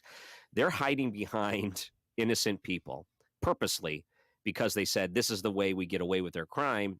No way they're going to come after us if we have all these people in front of us. So now you have a Israeli military who's like, we can't allow them to continue to kill us by the thousands. We have to do something about it. We're trying to get as many people out of the way as we can. But really, to blame here are the people that are using these women as shields. This is what's to blame. Mm-hmm. And understandably, the college kids don't understand that because they're stupid. Yeah, there's a criticism that has been floating around over the last, I'd say probably over the last week more than any other time, that has arisen from the left, who is trying to make this into, talking about the two-state solution and things. Yeah. And people say, well, a lot of the protests right now are anti-Semitic. They're just against people because they're Jewish. And the comeback to that is, and I think this is a legitimate answer, is, well, this isn't necessarily anti-Semitic if you're talking about a political process. You're talking about the state of Israel and the possible state of Palestine. The problem is that is not what these protests look like. They don't look like we're protesting politically. They are actually advocating and executing real violence on people in American cities and campuses just because they're Jewish. So that is real anti-Semitism that is happening right here in America. But if you looked at it from, like, let's just say it was a political thing. Well, this is different. This is political. Would a Palestinian state allow Jews to live in their Palestinian state? And the answer is no. No, absolutely not. Drove them out. And let's look too. And when you do the polling, I know you love polls, but when they do the polling, it's a majority that side with Hamas as running the territory in the Gaza Strip. And they not only are comfortable, but are, okay, yeah, fine. And that's the type of people you're trying to argue with. You're arguing with the people that want terrorists in control. And when the terrorists are in control, they're trying to wipe out the Jews. That's their mission in life. They're one thing that they want to do, like one-minded animals. And now they're out there chanting these Hamas slogans from the river to the sea, talking about cleansing the Jews out of this land. And I'm telling you, they're not buying them nice homes somewhere else to relocate. That's not what they mean by that. And this is what you see on the college campuses, and they're chanting because they look at the Palestinians as, how can you blame them? They've lived in open-air prisons their whole life. Well, yeah, but they also want terrorists to run their lives. So I don't know. Maybe they got a problem to begin with. Maybe they should fix that first if they really want to improve their lives. Yeah, and Brad's point is a good one. I was talking more about America. You're talking about the actual state of Palestine, which is saying we don't necessarily want the land. We want there to be no Jews. Yeah. Like, that is racist. Yeah. And they're advocating for genocide. Advocating on their behalf is a strange position to take right now after October 7th, especially. I mean, if you flopped this and if this was the right out there marching with Palestine, there would be the line would be drawn. By proxy, you are supporting genocide, you're supporting anti-Semitism. This, like, to say, we're just advocating for the Palestinian people, it doesn't work that way. It's really hard to separate them from Hamas if you're talking about a Palestinian state. And for those of you out there listening, when they say from the river they're talking about is the Jordan River. To the sea is the Mediterranean Sea. Israel or Palestine will be free. That is Israel, all of it. They're talking about eliminating Israel, not just a two-state solution. This is a complete and utter elimination of Israel. And like I said earlier, it doesn't allow for Jews to have their home in that area. But if you looked at Israel, there are absolutely Muslims, Bedouin Muslims, Arab Muslims, Palestinians that live in Israel that live free and happy lives. You are allowed to be that in Israel, but you are not allowed to be a Jew in Palestine. There is a huge difference there. Yep. And then you see even politicians, Bernie Sanders, I'll use him as an example. When we talk about funding Israel and the support that we've given to them over the decades as the United States being an ally in that region, I mean, if you look at the hostile countries surrounding Israel and the way that they've been able to, exist, because, basically Israelis, they just want to exist without having to worry about ethnic cleansing every day when there's rockets coming over their borders from, all these different directions, and these attacks and these tunnels that are being built underneath their ground to try to be used as a way in to attack them. And you talk about now people like Bernie Sanders coming forward and saying, funding Israel, it's all well and good, but should we put some conditions on there like, I don't know, that if they defend themselves in a way that we don't like, then maybe we should try to cut their funding. So, conditions on their funding to try to exist. So it's so funny because when you talk about the two-state solution and quote unquote, when you talk about them going to the table and quote unquote trying to negotiate, there is no one to negotiate with because there is no other side. There's one side that says we have the right to exist, which is Israel. And the other side is you don't have a right to exist. And you're basically coming to a table and you're saying, well, you need to find a middle ground with people that don't believe you should exist. So how do you find a middle ground with that? And now you want a Bernie Sanders to come in and say, well, maybe we should force them to find a middle ground. No, it doesn't work that way. And how do you even negotiate with someone that's their only goal in life? You can't. Yeah. These conversations, that we're having right now, I've had smaller versions of these conversations with people outside the radio, just talking about it because it's in the news wherever I am. Maybe because they know I work here, maybe because not, I don't know. But when you have these conversations, you do kind of come to a consensus that these are logical positions to take. That's why you still do have, thank God, a lot of Democrats agreeing here. There's not, it's not as if the majority of the country is believing what these crazy protesters are thinking or doing, or these anti-Semitic protesters are doing. You have the vast majority of Republicans, and I still think the majority of Democrats advocating for the things that we're talking about and coming to the same conclusions. But when you talk about these protesters, I don't know that they're actually having these conversations. I don't think that they're capable maybe of having these conversations, because if they did, I don't know that they would believe what they believe. Yeah. Just for the sake of time, because I know there's a few other things, and you saw anti-Semitism is continuing to rise. There was that one Anti-Defamation League came out maybe yesterday, and they said there was a 388% increase in anti-Semitism. It's hard to remember a time when the Anti-Defamation League was really just concerned with things like this. Now they get themselves into all kinds of political problems. And now this is really the root of this organization. So when they come out and they say there's been this 388% increase in anti-Semitism in America since the Hamas attack, which happened October 7th. So almost a month ago. It's November 6th right now. That is saying something, because the group is such a liberal group. And you also see the polling. of how this has been a tough political stance for the Democrats and the ones like Joe Biden, who continue to get a lot of pressure from the super radical, anti-Semitic, hateful, Hamas-loving politicians that are saying that we need to do a ceasefire immediately. And I don't know what the equivalent is to try to make a comparison for that, to say we need a ceasefire immediately, but I can tell you that a ceasefire only benefits one side, and it benefits the terrorists that will continue terrorizing, while Israelis are basically going to have to stand there and take every murder and every hit while we in America try to dictate if they should be allowed to defend themselves. And that's what they're pushing up against Joe Biden, their leader in the Democratic Party right now. And he's starting to listen to them. He's starting to play that line. He's, maybe we need to start doing this, or maybe we need to do that. But they're still tipping their toe into allowing Israel to defend itself. But at the same time, they understand this is a political hot button for a lot of their more radical people that are watching right now. The ones that are pushing for the Green New Deal and all these other radical, stupid ideas.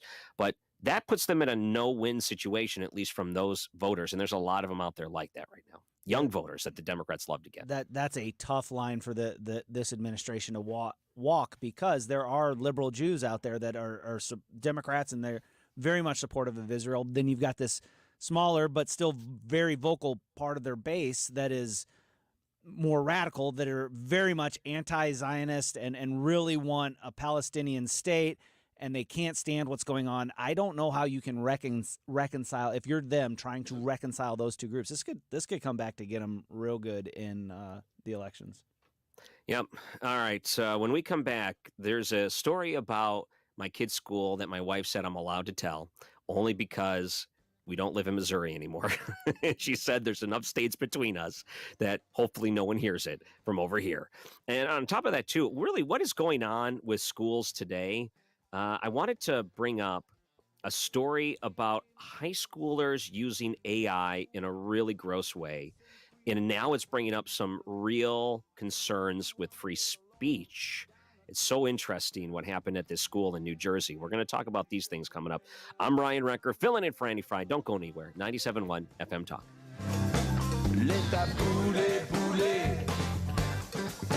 The Andy Frey Show is streaming online. Watch us live on YouTube and subscribe. Thomas Helbig of the Retirement Advisory Group has had a great partnership here with the Andy Frey Show and with 97.1 for years.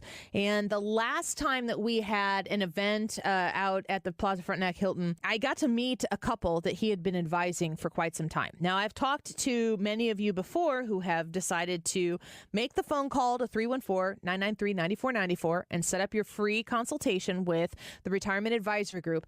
This particular night, I was talking to somebody who had been working with the Retirement Advisory Group for, I think she said decades, plural. They were just gloating over how grateful they were that they paired up with the Retirement Advisory Group when they did. And they kind of gave me that, they were an elderly couple, but they kind of gave me that wink and twinkle in their eye, like it's been very good for them. They seem to be enjoying their retirement and had been for years and years because of Thomas Helbig and the Retirement Advisory Group. 314-993-9494, retirementkey.com. Okay, so you filed your taxes this year, but you know you have past IRS issues. And now the IRS letters are coming.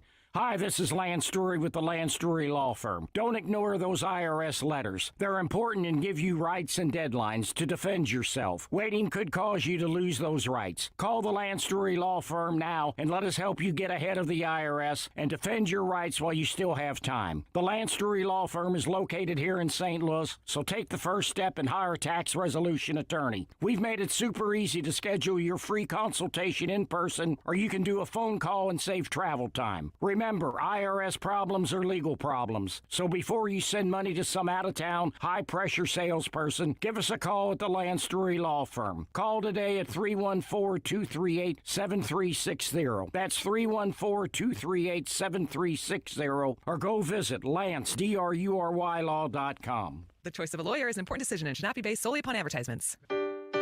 Your garage door is always there for you, rain or shine. Are you taking your garage door for granted? Is it screeching and whining for attention? Trust Overhead Door Company of St. Louis to keep your garage door reliable. Maybe the old weather stripping needs replaced to keep out the cold and hot air. Call Overhead Door Company of St. Louis, trusted here since 1926. For same-day service, call 314-781-5200 and schedule online at overheaddoorsstlouis.com.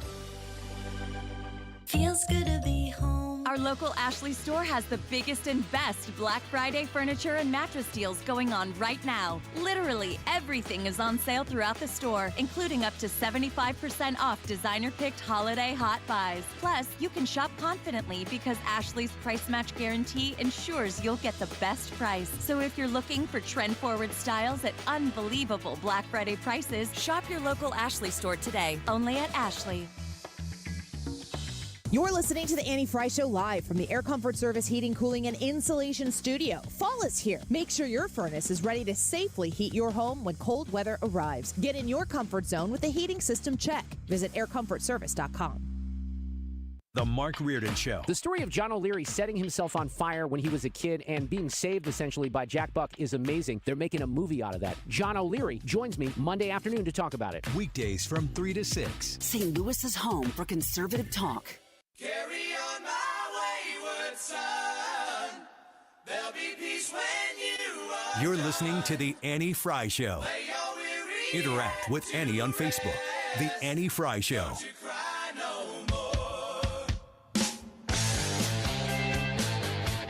And welcome back. I'm Ryan Recker, filling in for Annie Frey.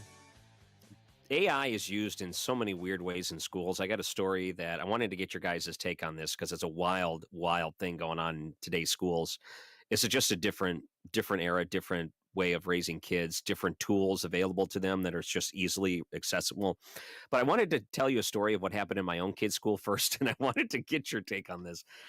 And I say this because I'm not mature enough to handle a topic like this. Honestly, I don't think I could be a teacher because of moments like this. So you thought you'd ask Ryan and I. Yeah, Brad, you have experience in a school, right? Super mature, right? We're super mature. Hey, we're also married to teachers, though. Yes. So yeah. I used to substitute teach. Okay, so you're married to teachers. Here's what happened. There was a girl that was moved into my son's classroom, a new kid. They went from one classroom to another, transferred. So they were curious. Why did this girl transfer in? Well, we found out. She has a phobia, a literal psychologically diagnosed phobia of people throwing up. Okay. She transferred schools over it? No, classrooms, new classroom. Okay. So we thought, oh, that's interesting. Well, as it turns out, the classroom she was in before, there was a little boy who had a doctor's note that said whenever he feels the need to throw up, he's allowed to throw up. That was the doctor's note. So the little boy would just randomly throw up, and the girl with the phobia had a meltdown. And they said the only way to remedy this is we need to either A, keep the girl out of school, or B, move her to another classroom. So they moved her to another classroom. Is this what basically teachers have to deal with when it comes to kids? Like that is the most crazy scenario. I got to tell you, I was really amping up for something that was going to be a harder solution. Like that seemed like a great solution to that problem. She has a problem with throwing up. Her classmate throws up all the time. Let's just put them in different classrooms. Yeah. I mean, it sounds like great, but I will ask you the question, do you really need a doctor's permission to throw up? It seems as if you're going to do it. Well, the doctor's note said, hey, the kid just feels the need to throw up and don't send him home because of this. Oh, okay. Like it's like this is, I don't want to say the word natural, but this is just what happens with this kid. It's his thing. So he'll just feel the need to throw up and then gone. And then the janitor comes in, and I'm guessing the technology hasn't changed since we were kids. They probably put that one powder down, the sawdust, that smells exactly like it used to. The pink powder. Oh, and that's the only thing that smells like that in the world. As soon as you smell that, you know, oh, that's the powder they put on kids' throw up in schools. And, you know, they take care of it, and the kid goes back to coloring or whatever. And, you know, the kids go back to class. And the other girl who saw this is traumatized and has to leave and go to another classroom because of it. Well, I guess, as long as no kids are throwing up in the new classroom, should be okay. Well, I mean, at least like with a consistency, because that's the problem here. It happens often. Was it traumatic because of how often it was happening, or is it just any time any throw up happens? Anytime. She's scared of it. So, I mean, this is diagnosed scared. And now that it's happened to her in the classroom, it's like, okay, can she even concentrate knowing that at any given time this kid may go off? It's like a ticking time bomb. Scared, can't handle it. Man, I That's remember what's happening. When I was I don't know what grade this is, but pretty much any grade in grade school, I would even say beyond that into high school. If somebody threw up or farted in class, it was the greatest thing that happened to you all day. That's so wrong. That's so wrong. No. Oh, yeah. No, in school, now you're probably coming at it from a substitute teacher. Substitute teacher and school bus driver. But if somebody did that, it was like licensed to just do anything you want, because it was like chaos had just broken out into the class, and now all you can talk about is the throw up or the fart. You are the most helpful student ever, Ryan. That is. Oh. Driving a school bus. I drove a school bus for several years, and I was fortunate enough to only have a vomiting problem incident, I should say, twice, and the whole time that I've been doing it. And the one school, they had a real nice wash bay. You could back the bus in or pull the bus in, and they had ramps, and you could pull the front tires up on a ramp, and the floors are rubber, and you just went in there with the hose and you hosed it out. Gosh, that's amazing. It was fantastic. The other bus company gave me like a little hot cocoa pack of some sort of stuff that you're supposed to put on it. And it was like, this kid just, for lack of a better term, hawked beef stew all down the middle of my aisle. And I'm going to put this on there? What do I do with the chunks? And I had to sweep it up and put it in my trash can and then tie the trash can off. And all the kids are going, ew, beef stew. It was what awful. do I do with the chunks? It's not the greatest thing ever, Ryan. No, okay. But all right. to your story, your son's story, this seemed to me like the best possible solution that you could come up with. Yeah, and I'm hoping this is like the worst of it when it comes to schools. Like, I don't want to have to deal with all this other nonsense in public schools. There's a lot of terrible things that go on that parents have to confront the school board for, and they're called Nazis for doing it. But I think that there's a lot of times you find that there are some schools that get it, and then they understand, like, we're not going to let this nonsense in. And then there's things like this. I hope this is basically the type of stuff my kids have to deal with, and it's not the more serious issues. But just wait till they get older. And the way the times are changing, there's probably a lot more on the horizon. Can I tell you another thing, the way technology has ruined schools? There's one story out of Westfield High School in New Jersey. Last month, Wall Street Journal reported on this, and I've seen some other write-ups about it. Essentially, the high school boys got together and they said, we can use this AI stuff for, some pretty bad things. So apparently, and they don't have evidence of this, but they have, people that said it existed. So I'm going to assume it existed. They trained their computers to use the other high school girls as models to AI generate nude photos of them. And now of course, parents of the girls are very upset. There was an investigation. Apparently, all of the evidence was deleted, destroyed. But there's still an investigation going on exactly what happened. Now, this raises a lot of questions. Number one, is it illegal? Now, number two, obviously, it's against school policy. There's no question about it. This has no business being inside school. But it raises the greater question about what is a legal and an illegal use of artificial intelligence, and is this an illegal use of it? Okay, so isn't that a weird? Yeah.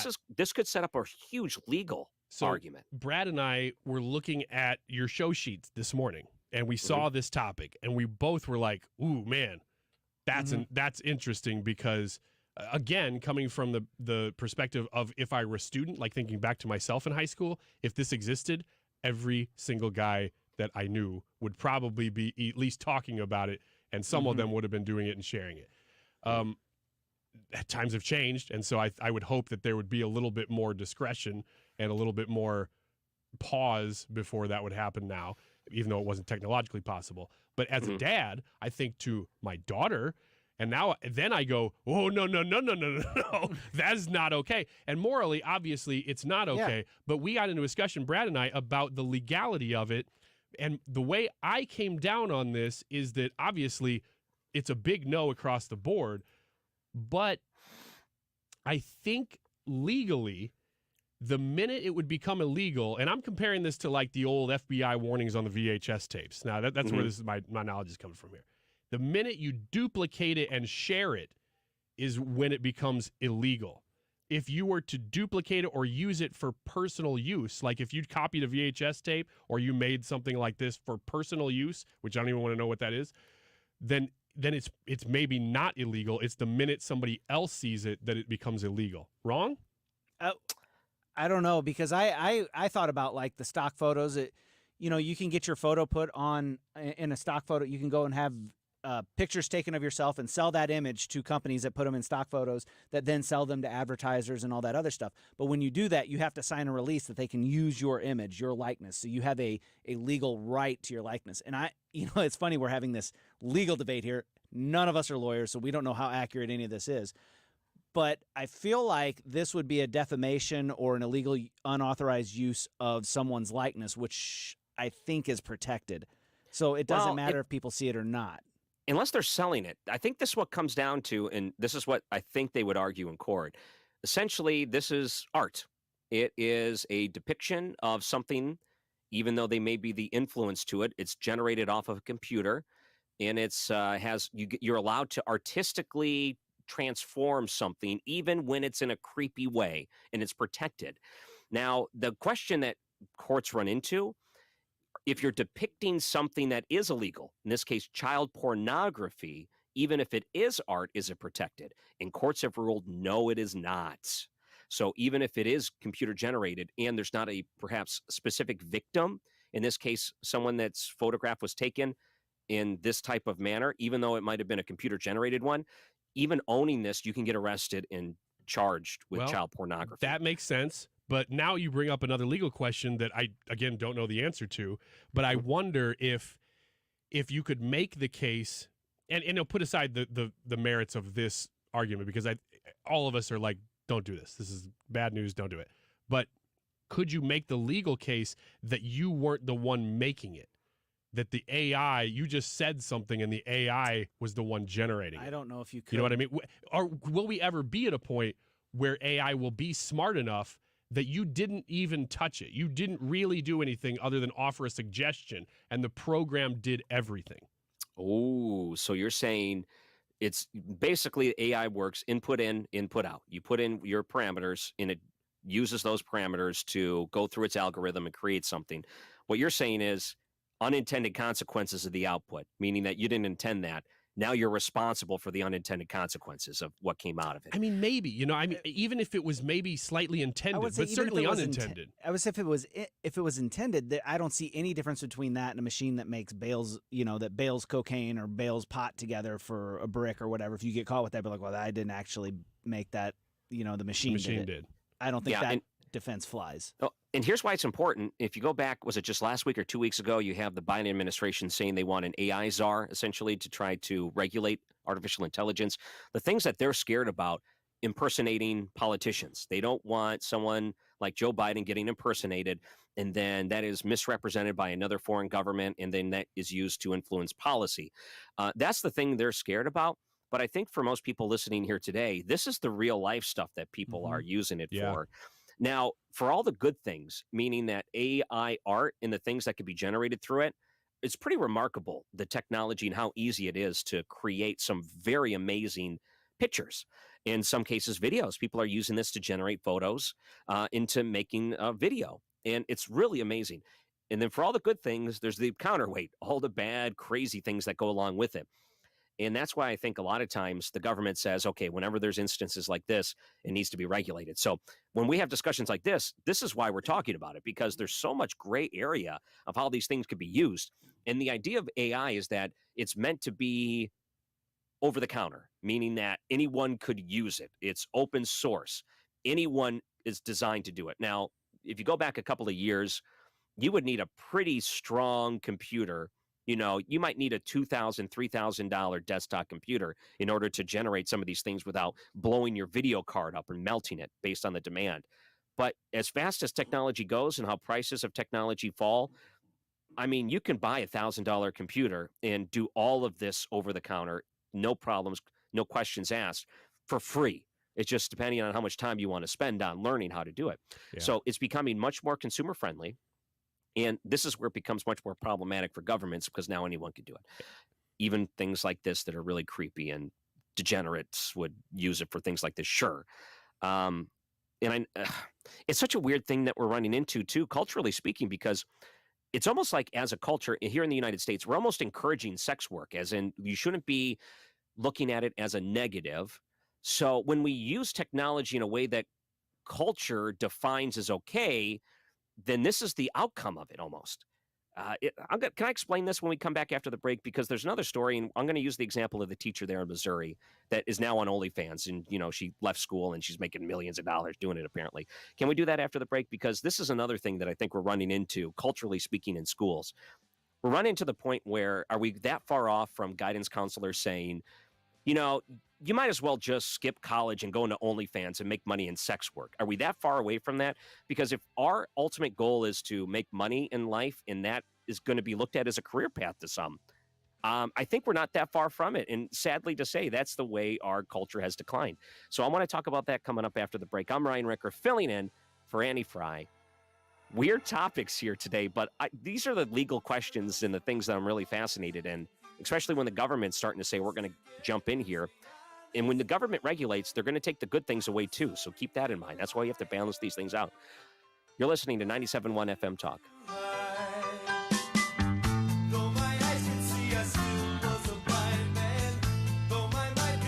You're listening to The Annie Frey Show on St. Louis's home for conservative talk. Find the podcast, on-demand audio, and more at 971talk.com/Annie. Well, there's a very good chance as you've driven down your street, you have admired houses in your neighborhood that have been covered in Rhino Shield, and you don't even know it. Except if you pay close attention, you'll notice that they're not being repainted every couple of years. What I mean is same bright, vivid colors that you would choose with regular paint, except that Rhino Shield lasts, and you're going to get a 25-year warranty with it. I've got it on my house, and I mean it. It looks like it did the day they put it on. It lasts and lasts. It's lab tested to last that long against chipping or peeling or cracking. And they put this on businesses as well. Condo units from Springfield, Illinois, all the way down to the Lake of the Ozarks. You can find it. And my friend Darren will be happy to come over and give you a free evaluation of your home. All you have to do is call him. Tell him you heard Mark Cox talking about it. 877-25-RHINO or online at 877-25rhino.com. Grammy-nominated Joe Bonamassa, hailed as one of the world's greatest guitar players. Blues rock titan Joe Bonamassa. Performing live on Saturday, November 11th at the Fabulous Fox. Tickets on sale now at fabulousfox.com. Joe Bonamassa. Don't miss the guitar event of the year. I was having a lot of sinus infections. My sinuses were clogged, pressure, headaches. Linda suffered for years with chronic sinus infections. You don't feel like doing anything. When you feel like your head is completely clogged, all you want to do is just lay down and sleep. And the pressure, it's just not fun, always walking around with a headache. Now, her issues are gone. How? A minimally invasive procedure done in the office of St. Louis Sinus Centers called balloon sinuplasty. I really did not know what it was like to feel like you're really breathing and not being so clogged up. I would do it again in a heartbeat, and I would definitely recommend it for someone else. Do you suffer with chronic sinus infections, facial pain, pressure, congestion? Find out if balloon sinuplasty is the solution for you. Set an appointment today with St. Louis Sinus Centers. Call 314-332-2885. 314-332-2885. That's 314-332-2885. The leaves are changing. Thanksgiving is just around the corner. And you know what that means? It's time to start making your list and checking it twice. Pro tip, if you're planning to propose this holiday season, it's time to design the perfect ring now. Every Diamonds Direct engagement ring is handcrafted to perfection, which takes time. So don't wait. Start designing your dream ring today. Our experts will make you feel at ease as they educate and guide you to create that one-of-a-kind ring you're envisioning. Our industry-leading warranties will give you total confidence. And as always, our nationwide price guarantee will ensure you get the very best value. Plus, Diamonds Direct has a gift even Santa can't beat. Buy any natural diamond at Diamonds Direct and get a 14-karat gold solitaire setting free. Beat the rush, shop in November, and make this holiday season one to remember. Diamonds Direct at Olive and 270, official partner of the St. Louis Blues and proud to call the Gateway City home. Diamonds Direct, your love, our passion. The choice of a lawyer is an important decision and should not be based solely on advertisements. STL Today is named Under Law 2023's best St. Louis law firm. We'll continue to make a difference, one case at a time. When you're injured, call Onder Law at 314 or 618-9000000. Trump's in court today. The YouTube live chat poll question is about that topic. Will a conviction in any of the pending cases against Trump, any of the pending cases against Trump, hurt or help him in the 2024 election? There are just two options in this poll: hurt or help, no in between. Let us know which one you think it will do in the Annie Frey YouTube live chat poll. The time is 1:45. This time check is sponsored by Jerry Kelly Heating and Air Conditioning. It's time for a $98 furnace tune-up. Whatever happens next happens here. Your trusted voice for 23 years. This is St. Louis's home for conservative talk. 97.1 FM Talk. This is the Annie Frey Show. Follow Annie on Twitter at Annie Frey Show. I'm separated.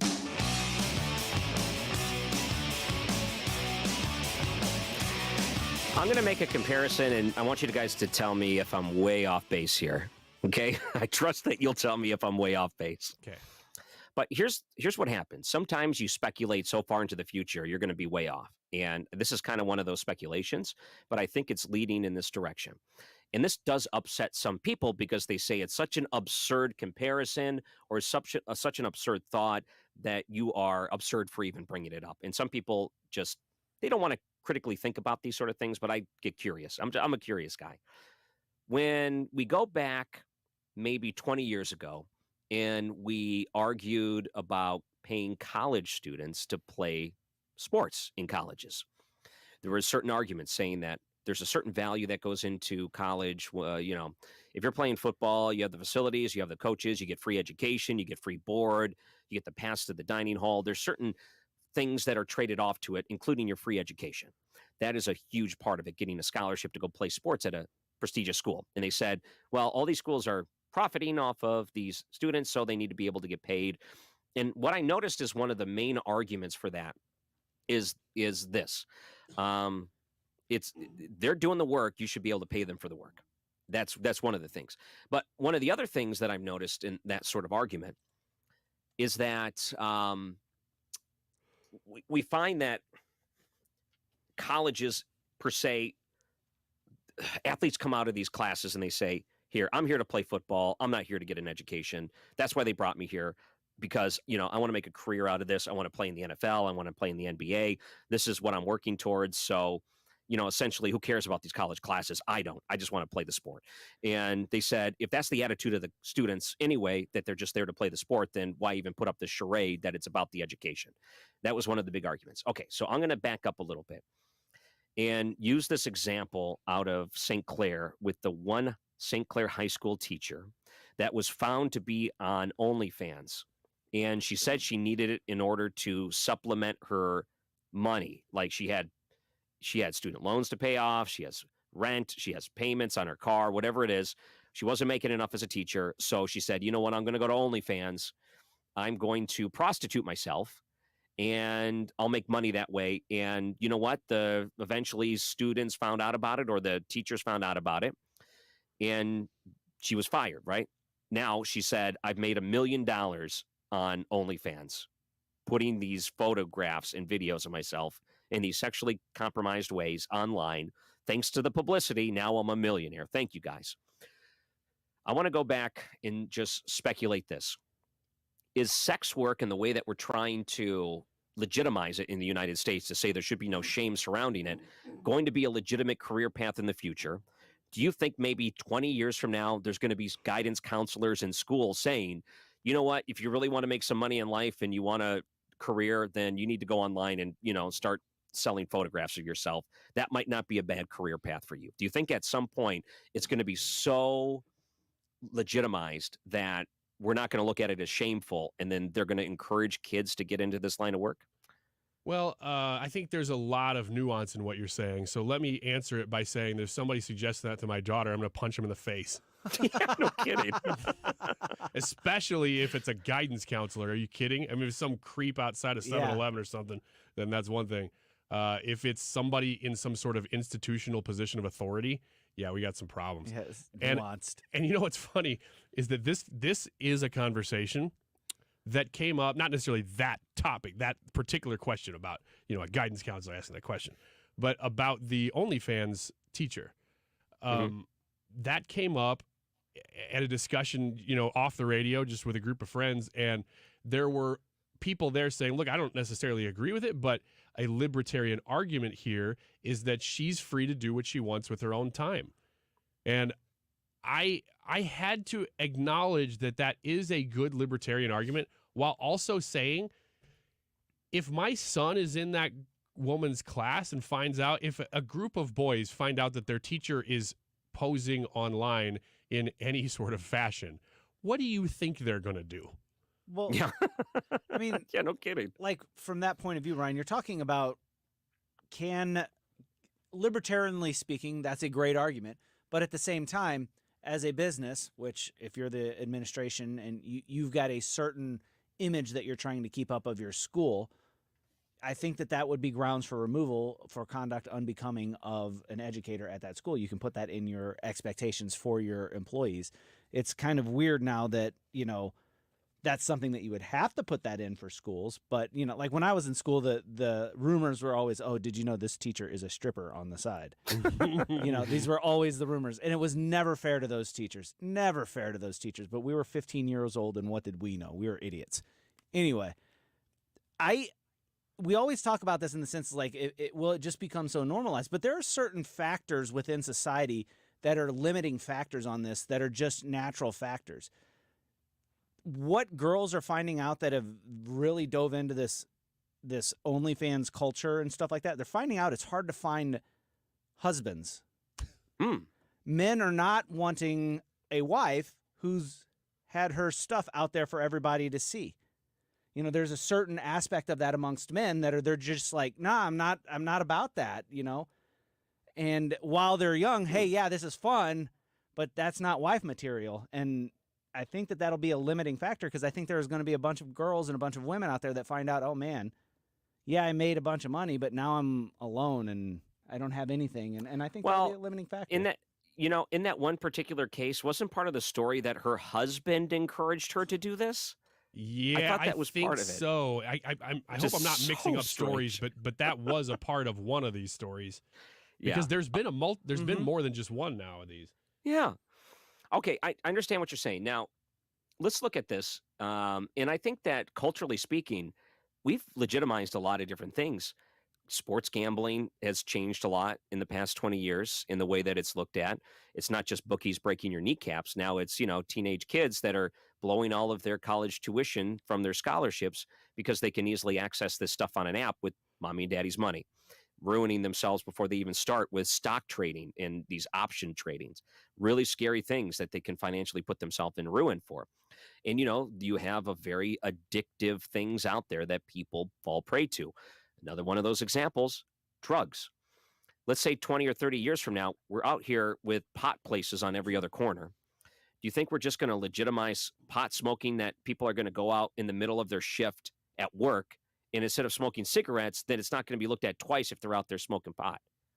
Yeah. You think that could happen? You think that's more likely? I don't know. I mean, you use the word addictive, and you went into drug usage with it, but in my mind went immediately to there's a couple organizations. I've actually tried to get one of them on my show. We could never line it up. That talk about the addictive nature of pornography. Oh, sure. It is highly, highly addictive, and especially the younger that you are, the more addictive it is, and depression and things that come along with it. I mean, all of those things, to your bigger question about whether a guidance counselor should be recommending it, I really hope that we start having more intelligent conversations about these things and not just assuming, well, somebody wants to do it, so that must mean it's right, and therefore I have to endorse it. No, that's you don't the have culture to do today. That. Yeah, you're right. That's 100% the culture. And all of these things, you're right, are addictive in nature, and they prey on people's addictions. You're right. Pornography, drugs, alcohol, gambling. There's these things that ruin people. I mean, they really do when they're taken out of control. But at the same time, the culture says that if you really like it, then, hey, more power to you. Much like the quote from the teacher in this Fox 2 article. It says, it's okay for people to be different and have different beliefs. I'm not going to convince someone who thinks this is wrong that this is okay. That's not what I'm here to do. But just think, if we all gave each other a little bit more grace and accepted that people are different, maybe the world would be a better place. End quote. So that's the quote from the teacher. That's what made me think, okay, now we're normalizing a lot of these different things. Student comes in and says, my grades are terrible. I don't think I can make it in college. I don't want to work at Walmart the rest of my life. I'm thinking about sex work.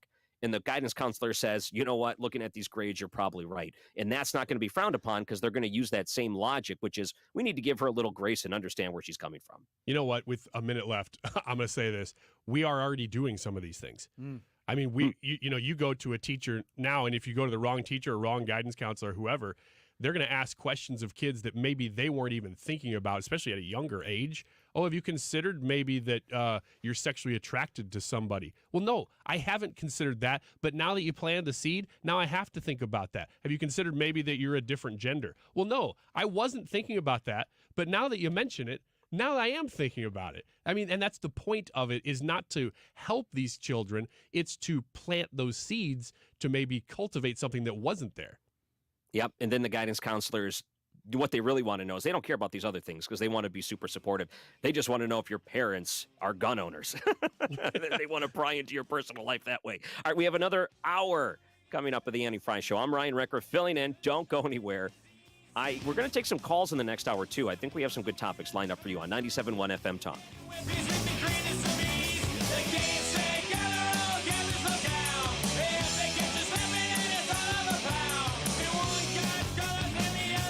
On the battlefield, there's a saying America's military men and women live by. Never leave a fallen warrior behind, ever. Off the battlefield, Wounded Warrior Project operates with the same goal. Wounded Warrior Project was created to help our men and women returning home with the scars of war, whether those scars are physical or mental. Wounded Warrior Project. We never leave a fallen warrior behind, ever. Learn more about what we do at woundedwarriorproject.org. eBay Motors is here for the ride. 120,000 miles of night drives, daily commutes, and who knows how many. Are we there yet? Through countless fixes, elbow grease, and a new radiator, you kept your ride alive. With eBay Motors, you have over 122 million parts to keep it running. And with eBay Guaranteed Fit, they'll be the perfect fit every time. Plus, at these prices, well, we're burning rubber, not cash. Keep your ride or die alive at ebaymotors.com. Eligible items only. Exclusions apply. Here's the thing. You have to get your teeth cleaned. You have to do general maintenance on your teeth. And we all delay doing that because we think we can get away with it. And to some extent we can. But you still have to do it. If it's been a number of years especially, you really need to see Fountains Family Dentistry, fountainfamilydentistry.com. Dr. Ty Parker, there's no judgment whether it's been 6 months and you just need to have your normal clean, or you are past COVID. You've been forever. You can go there, and they have seen it all. Don't worry about it. Just go see them, fountainfamilydentistry.com. That's where you can set up an appointment with them. As we look at toward the end of the year right now, yeah, we're dealing with benefits either ending or beginning, so I would make that call real soon and schedule. I just scheduled mine for actually January 4th because I wanted to go into the new benefits year. They can put you on a wait list if you're trying to get into this year, though, but it all starts with that website visit where you can request an appointment right there online on your phone right now if you want, fountainfamilydentistry.com. Updating your home with James Hardie Siding has never been more popular. With all the options available, you need a partner to ensure you maximize your investment. Siding Express is ready to refresh the appearance of your home or totally transform the look by installing Hardie Shake, Board and Batten, lap siding, or a stone accent to make it your dream home again. Siding Express is an elite preferred James Hardie contractor. They also carry Anderson and Marvin windows and doors. Need ideas? Go to sidingexpress.com and schedule a free, no-obligation consultation today. sidingexpress.com. How would you like to make no mortgage payments until next year? Are you tired of making minimum payments on high-interest credit cards? Is student loan repayment giving you the blues? Your home equity is at an all-time high. Use that equity to save hundreds every month. Call 314-567-GOLD now and give yourself a payment break. That's 314-567-GOLD. Or visit goldenoaklending.com. NMLS 114937. KFTK FM Florissant. From the Under Law Injury Lawyers, GetJim.com studio. 97.1 FM Talk. Always live on the free Odyssey app. President Biden straddles a line. I'm Lisa Brady, Fox News. The White House says it will continue to support Israel's fight against Hamas while also advocating for humanitarian pauses.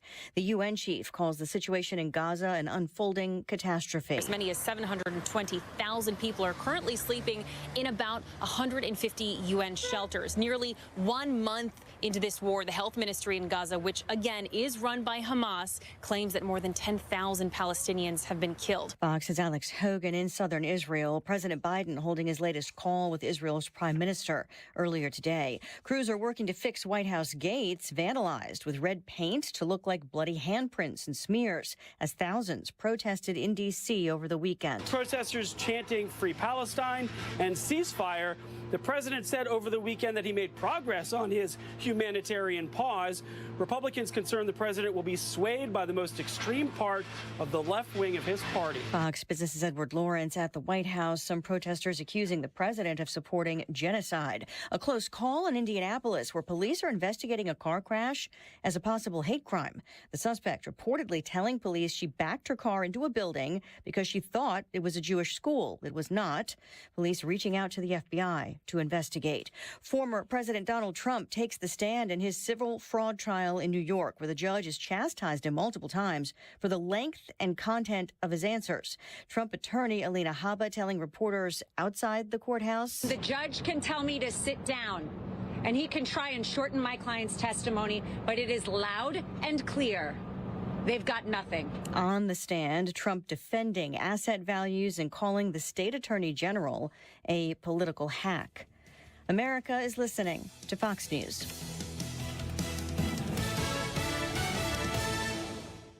Did you know you can get your prescriptions for less at your local pharmacy?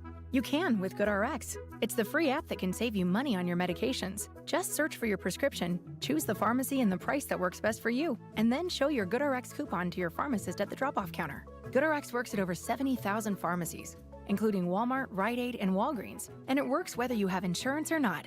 It's easy to save. Next time you drop off your prescription, check GoodRx. To start saving today, go to GoodRx.com. GoodRx is not insurance.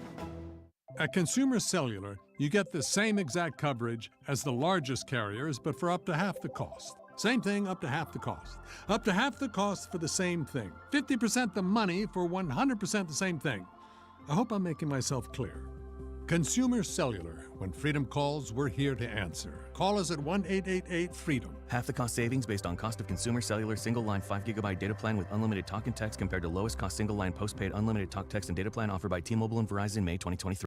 Air Comfort Service, heating, cooling, and insulation. Weather. Chief Meteorologist Dave Murray. Mostly sunny, windy, and warm this afternoon. 79 for the high, 81 the record from 1915. Clouds, only 58 for the overnight low. Tuesday, partly sunny and warm, 79 degrees. Wednesday, partly sunny, 80. A couple of showers around Wednesday night. Thursday and Thursday night, though, it looks kind of limited. And then we're cooler again Thursday, Friday, Saturday, and Sunday. This is 97.1 FM Talk. Chief Meteorologist Dave Murray. Hi, I'm Bob Kershaw with Retirement Advisor Group. Are you worried about market volatility? Are you concerned your money won't last you through retirement?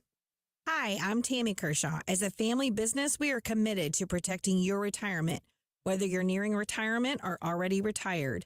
I have many female clients and widows that don't fully understand their investment choices. Would you like a retirement review and a second opinion on your current retirement plan? Are you aware of all the fees that you are currently paying, and would you like to learn how you can avoid those fees? Call us now at 314-993-9494 or go online to retirementkey.com. And just for coming in, you'll get a copy of our latest edition book, Your Key to a Worry-Free Retirement. Let us show you how to retire with confidence. We've been helping retirees and pre-retirees for the past 37 years. Let our family help your family. So go online to retirementkey.com. That's retirementkey.com. If you want to lose weight, I've got a great idea for you. Mark Cox here for my friends at Victory Men's Health. They're now offering FDA-approved semaglutide. They have tremendous results with this medication. The average patient loses 15% of their body weight. Men and women can get semaglutide from Victory Men's Health at any of their 3 locations. Be sure and book your appointment today online at victorymenshealth.com. Hey, Bernie Federico here. Over the years, you've heard me talk about Lakeside Renovation and Design. My friends Matt and Dan have been in the business for over 25 years and have done everything on my home, from James Hardy siding, Infinity from Marvin Windows, and even a couple of room additions. These guys are great, and you can trust them with your home. Check out their website to see for yourself all the beautiful work they've done. You can find them online at lakesidrenovationanddesign.com. Be sure to ask about their unbelievable financing options. Lakeside Renovation and Design. The Capitol Grill is effortlessly arranged and customized for you. Whether it's a private room, an elegant table setting, dry-aged steaks paired with world-class wines, or an intimate party or business reception, make this part of your memorable private dining experience this holiday season. Every private dining room is elegantly appointed and offers seating capacities that range from 12 to 60. For reservations, call the Capitol Grill in Clayton today, 314-725-0930. Or visit thecapitolgrill.com. Halloween is over, but hiring is still a bit scary. Indeed's end-to-end solution helps you attract, interview, and hire candidates. Sponsor a job and instantly receive a short list of quality candidates whose resumes on Indeed match your job description. Visit Indeed.com/credit. Hi, this is Andy Berg, board-certified master arborist with Hanson's Tree Service. Leaving your ash trees unprotected from the emerald ash borer may lead to an unforeseen rapid decline in their health. Go to hansonstree.com to find out how we can service your trees today. You're listening to award-winning, thought-provoking talk. You're listening to 97.1 FM Talk. Your home for conservative talk. On the air for over 20 years. This hour of the Annie Frey Show is brought to you by Ruler Foods. Low prices, no coupons. Ruler Foods.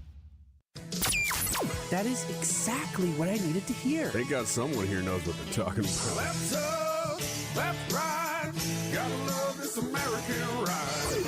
And you need to take some time to get the full picture. Come on, turn the radio on. It's Saturday and I won't be long. Don't get me wrong, I love the ladies. I mean, they rev my engine, but they don't belong in the newsroom.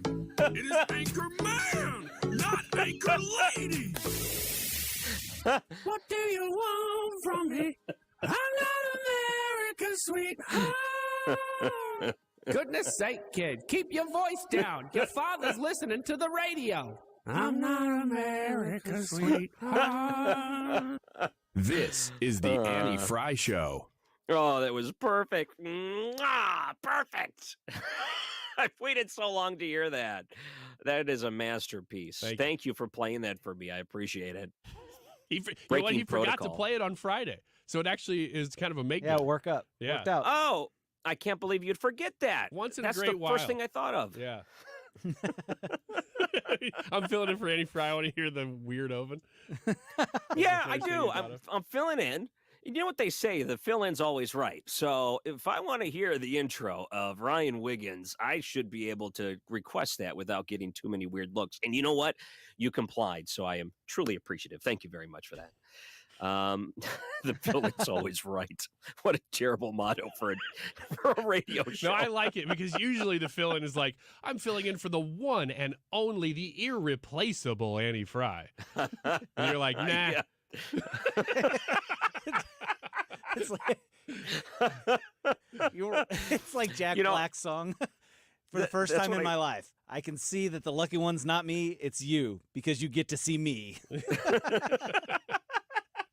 That's what I love about this show is that you can have fun with it, you know. All right, so we had some pretty serious talks before the break, and I was hoping to get a little bit of optimism for the future. And I'm hoping that we can open up the phone lines because I'm always concerned really about what the younger kids are looking at today and what they're consuming and what their impressions are. We were talking about how addictive tendencies are over amplified in that we're leaning into saying that everything's okay. Drug use is okay. Pornography, gambling, you name it. It's like all of these different vices are on every corner of every street here today. Sex work, normalized, everything's fine. If we're going to go to a college campus, you're going to see a pro-Palestine rally coming through, and they're going to be spewing anti-Semitic rhetoric. That's straight from the terrorist's mouth. And I keep thinking, that's a scary proposition for today's youth. And I don't know if that's a true representative of what today's youth actually believe. So I thought maybe we open up the phone lines to anyone that might be younger than the age of 25 or 30. I want to know if really this is what young people are up against today, or if this is just over-amplified headlines that are grabbing people's attentions like me, and we're getting the wrong attention. So can we open up the phone lines to people that are, 25 or younger, maybe in college, out of college, not that long out of college, and get some of their perspectives? Can we do that? Yeah, Yep. absolutely. I think we are. They Yeah, are open. they are open. So we can give you the phone number. It's 314-241-9797. 314-241-9797. So you're saying anybody under 25, 30 years old. What about the parents of people who are seeing this? Can they call or no? They can, but it's not going to be weighted the same in opinion, because I want to hear straight from them.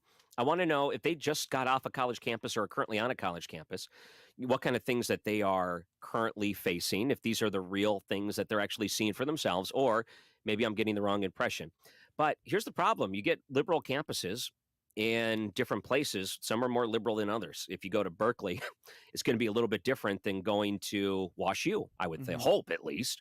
But you never know. I mean, have you heard of any local Palestine rallies at college campuses here in the St. Louis area? Yes. Yeah, there was one downtown. I think I can't remember. Now, I may be getting this mixed up. There was one in the Loop, but I don't know if it was associated with the school. It might have been Wash U. There was one, I think, on the campus or near the campus of SLU. And that's just within the last week or two. Right. Okay. And there's probably people that are watching the video stream right now that may prefer to watch it because they're younger, and that's what the kids do. They like watching video. Call in too. I mean, even if you're just watching on the stream and not listening onto the terrestrial radio, we'd like to hear from you. And once we start getting some of those calls, I do want to take them. And what I'm hoping for, I want to leave this show with a little more optimism that the future is not as bleak as I thought it's going to be. However, I see that the path we're going on is leading to a bleaker future. And the only dividing line that we'll have is when there's parents that actually nudge their kids in the right direction and keep them on the right path. Those are the only ones that we're seeing that are going to be in the right position in the future. If it wasn't for that sort of thing and they're left to their own devices, that they are going to stray to the dark side, much like Darth Vader would. So I'm hoping we get some phone calls on this, and I'm really concerned. I really am. We got one right now. His name's Brad. Okay. Not producer Brad, but Brad calling in. Welcome. Brad's calling let's in take from that his cell call phone. on Hey, thanks for having me on. Hi. How old are you, can I ask? I'm actually 45, but I have children that are actually elementary school, so a little younger than your target audience. And I just wanted to let everyone out there know that what's being pushed by the state of Missouri is not good at all, and that it's very bleak, I think, because it's starting even as young as elementary. What's examples have you seen firsthand? Anything? So like the Eureka Math and all the rest of the stuff they're trying to push in this new Missouri School Improvement Plan, Volume 6, that was rolled out. Yeah, it's starting to cut yeah, out. we're starting to cut out. Sorry, Brad. Maybe try calling back if you get a better signal. But okay, so Brad's got kids in elementary school, and he says the curriculum is particular math having issues. You know, remember when Common Core was brought up like 10 years ago, and people were like, "Oh, this is so stupid." Like, this is what they're teaching. That's like so far down the list now for me. It's all these cultural things that continue. Right. It's right. like the cultural things scare me the most. And the way that I see things going really is concerning to me, because we've normalized all these different things that used to be taboo. And we used to try to keep these things separated from children as much as possible. We've looked at them as adult in nature. Thus, children have no business with it. But today, we're not looking at it that way. We're saying that, you know what, let's put these pornographic things in books and allow elementary school kids to access it in their library. Otherwise, you're the problem. So that's the things I'm worried about, because these pushes are real. You're going to have to help me if we get any other calls. I'm watching one right here. Don's in. Don can talk to us. Don, welcome to 97.1 FM Talk. Hi. Oh, hey, thank you. So I'm a father.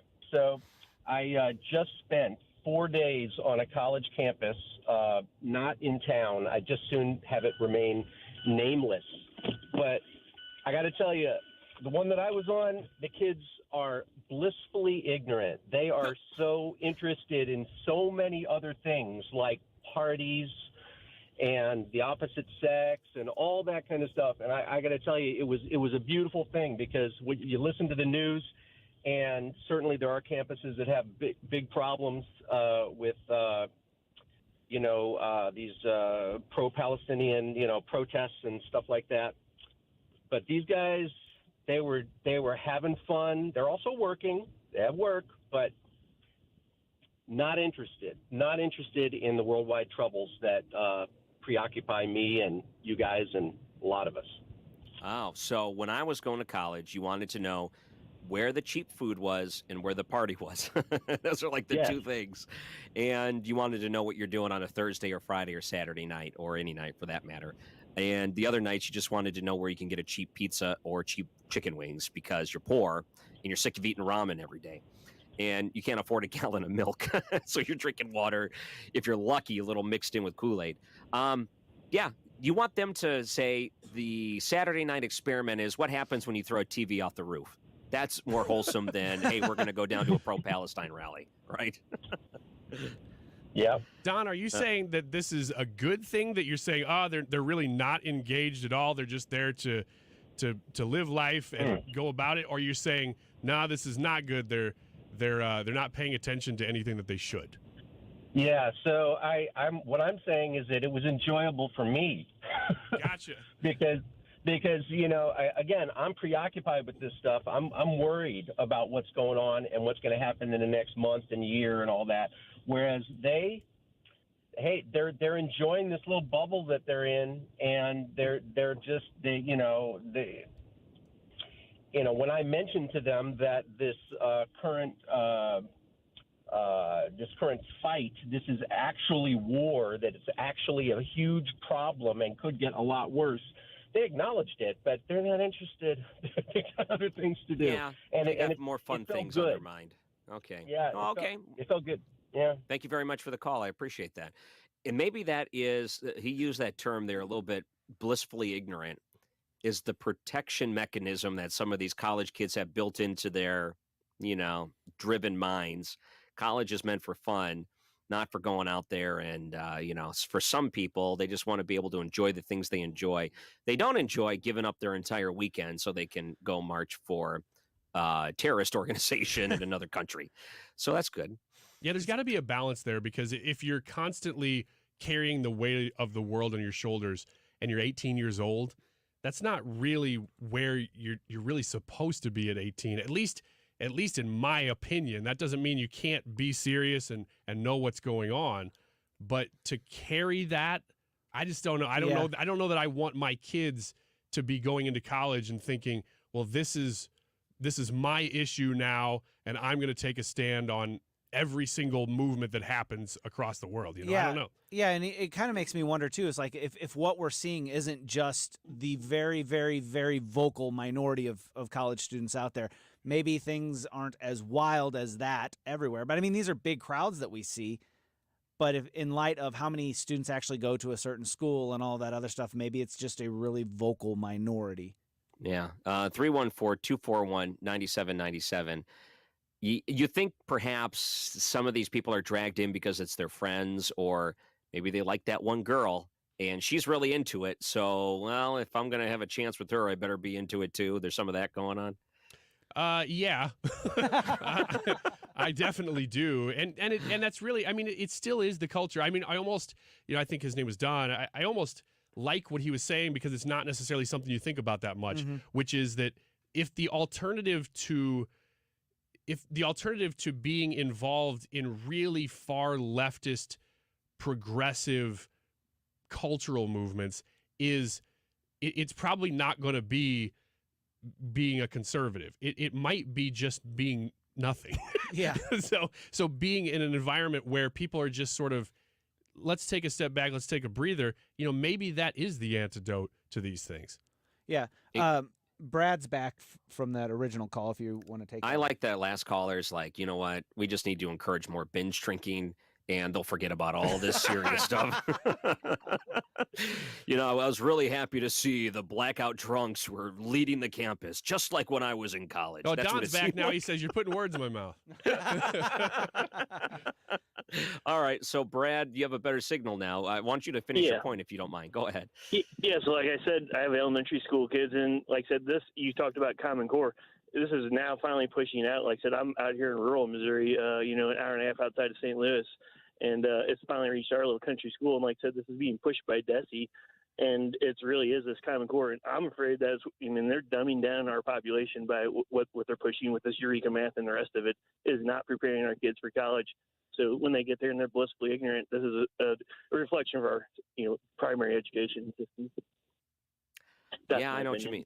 I got it. Thank you, Brad. I appreciate it. So my son is a little smarty pants, and through his math class, he had to memorize his multiplication table, much like you and I did growing up. You have to memorize those things. And I thought to myself, this is good because this is what you should be doing. I was worried about this Common Core stuff of them trying to figure out like multiplication in a different way. And then when they finally got around to it in school, that this would be pushed in a way that's like, oh, this is so much harder than it needs to be because really you should be memorizing these things. So I was actually pleasantly surprised that I think some schools, especially ones that understand, they need to do this as part of the process of learning.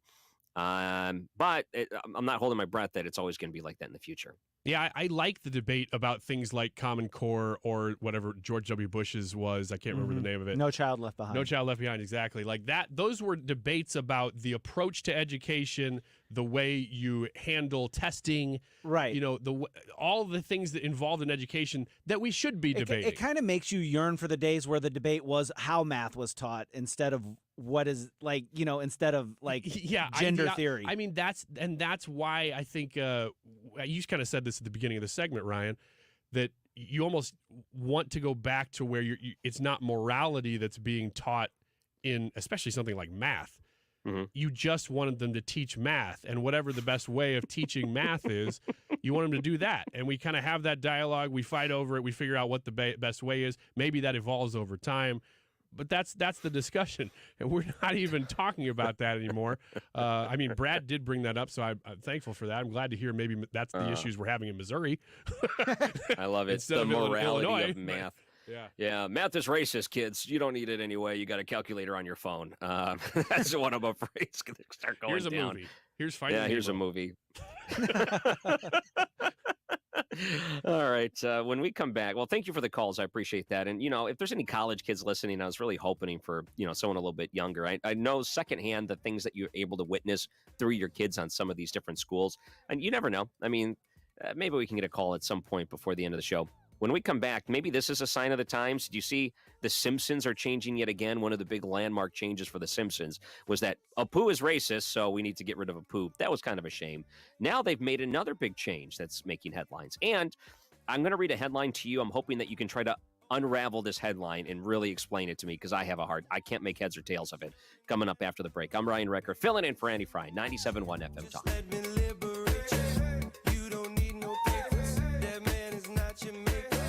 This is the Annie Frey Show.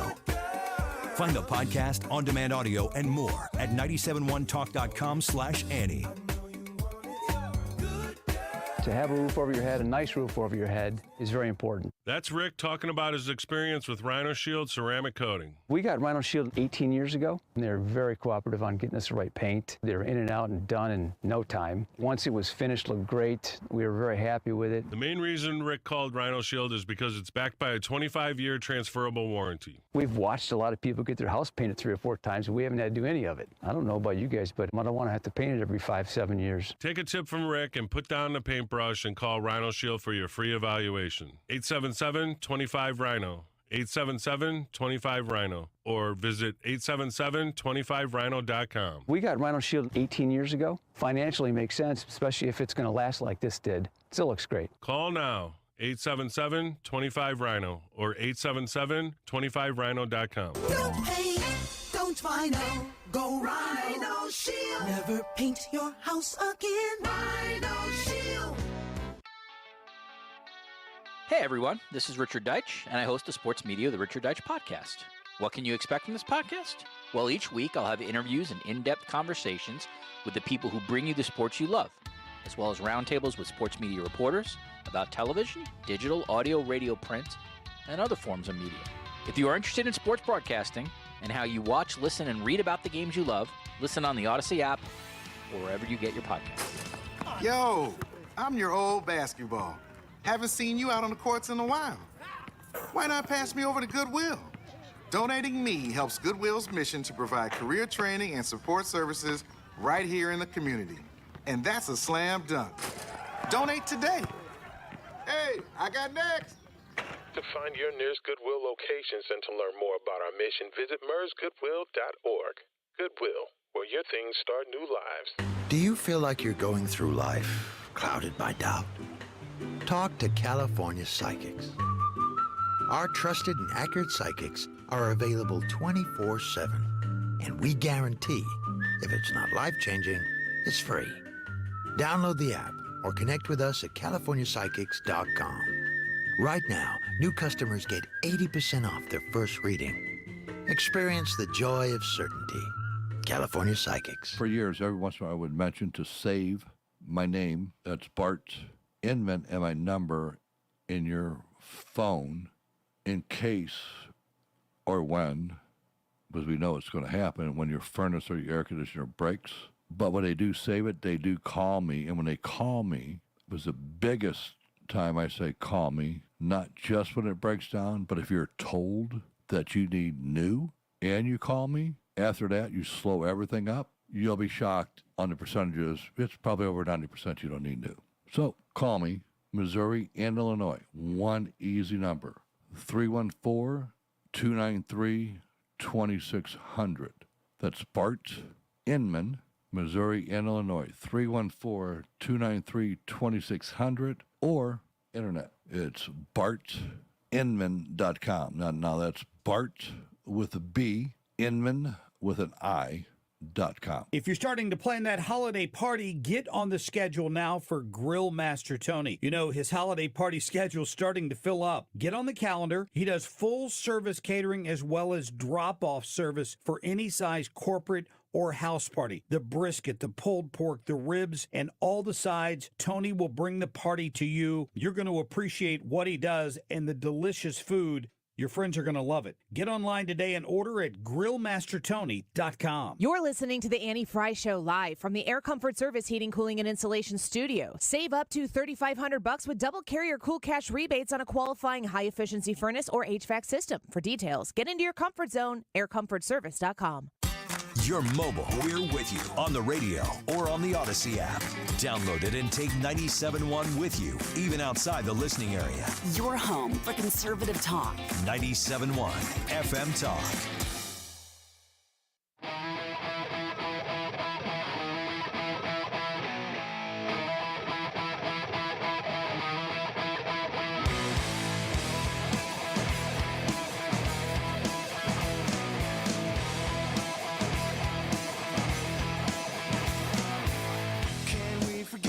This is the Annie Frey Show.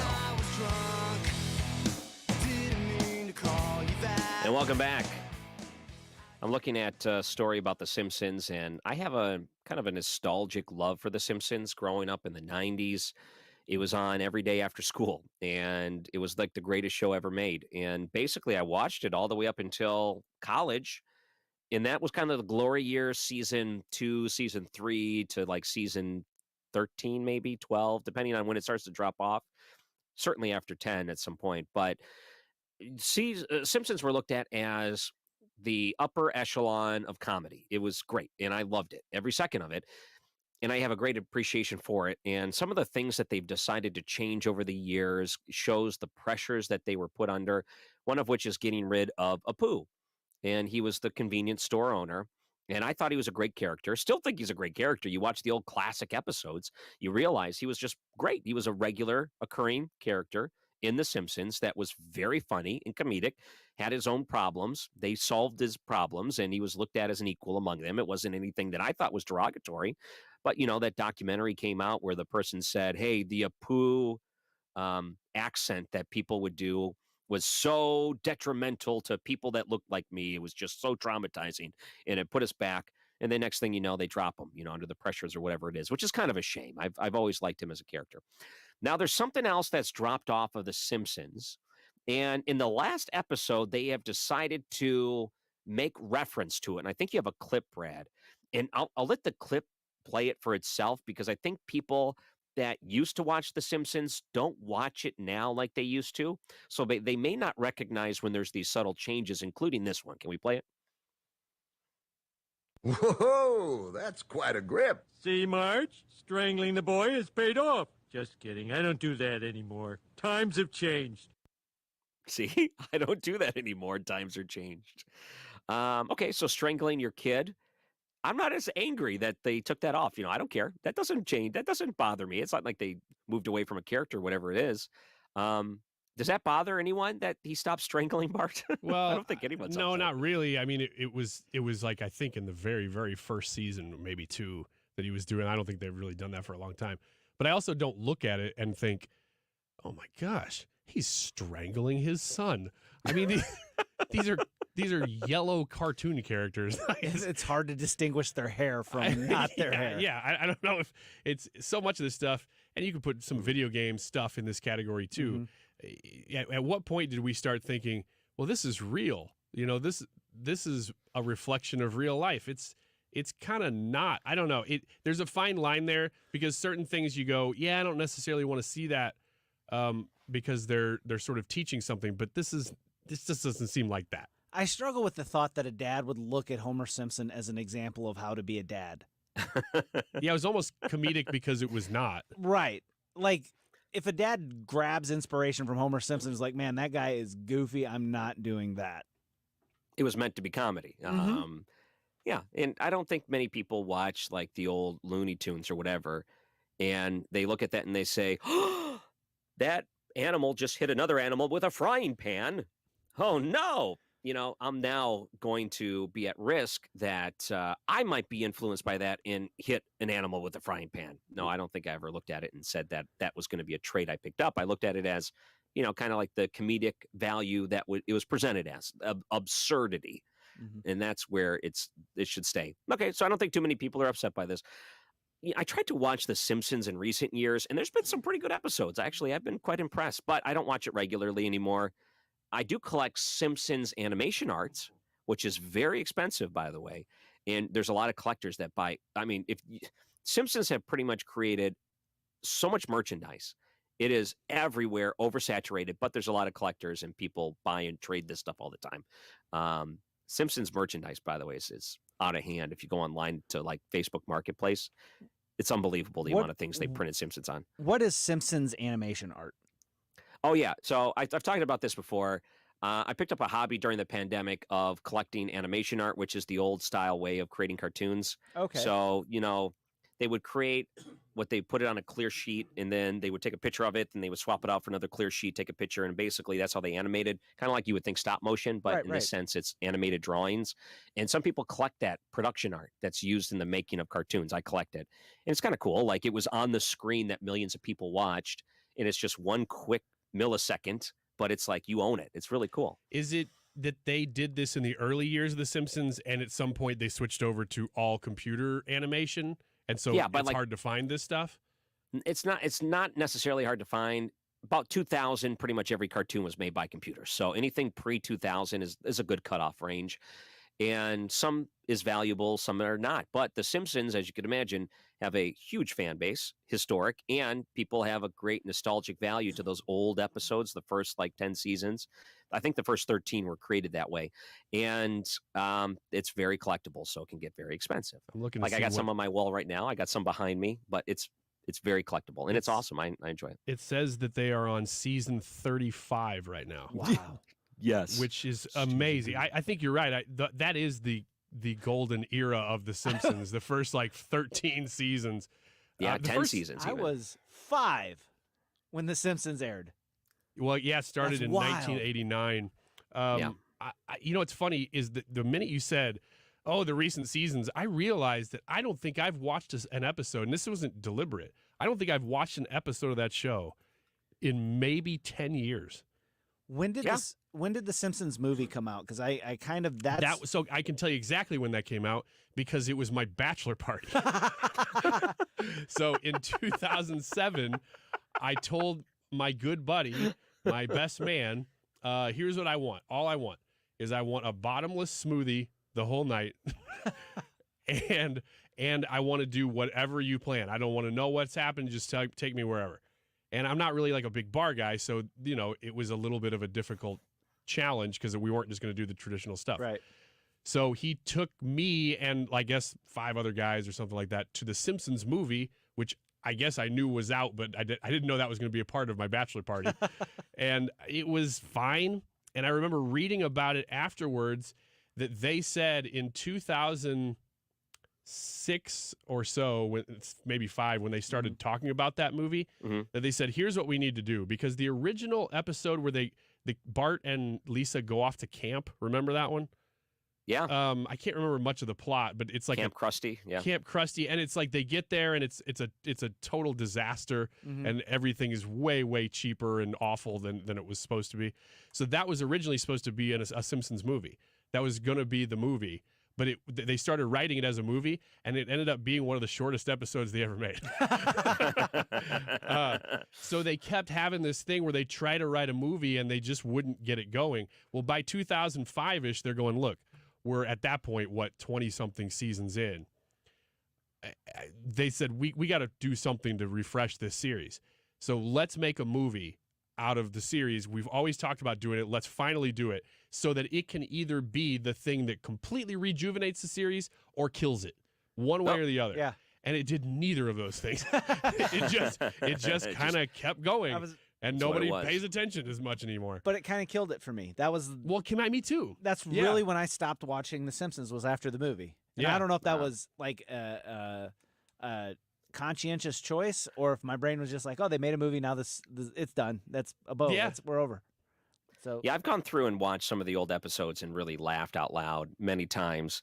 And it some of it is just the nostalgic factor, but some of it is it's so well written and the jokes are so good.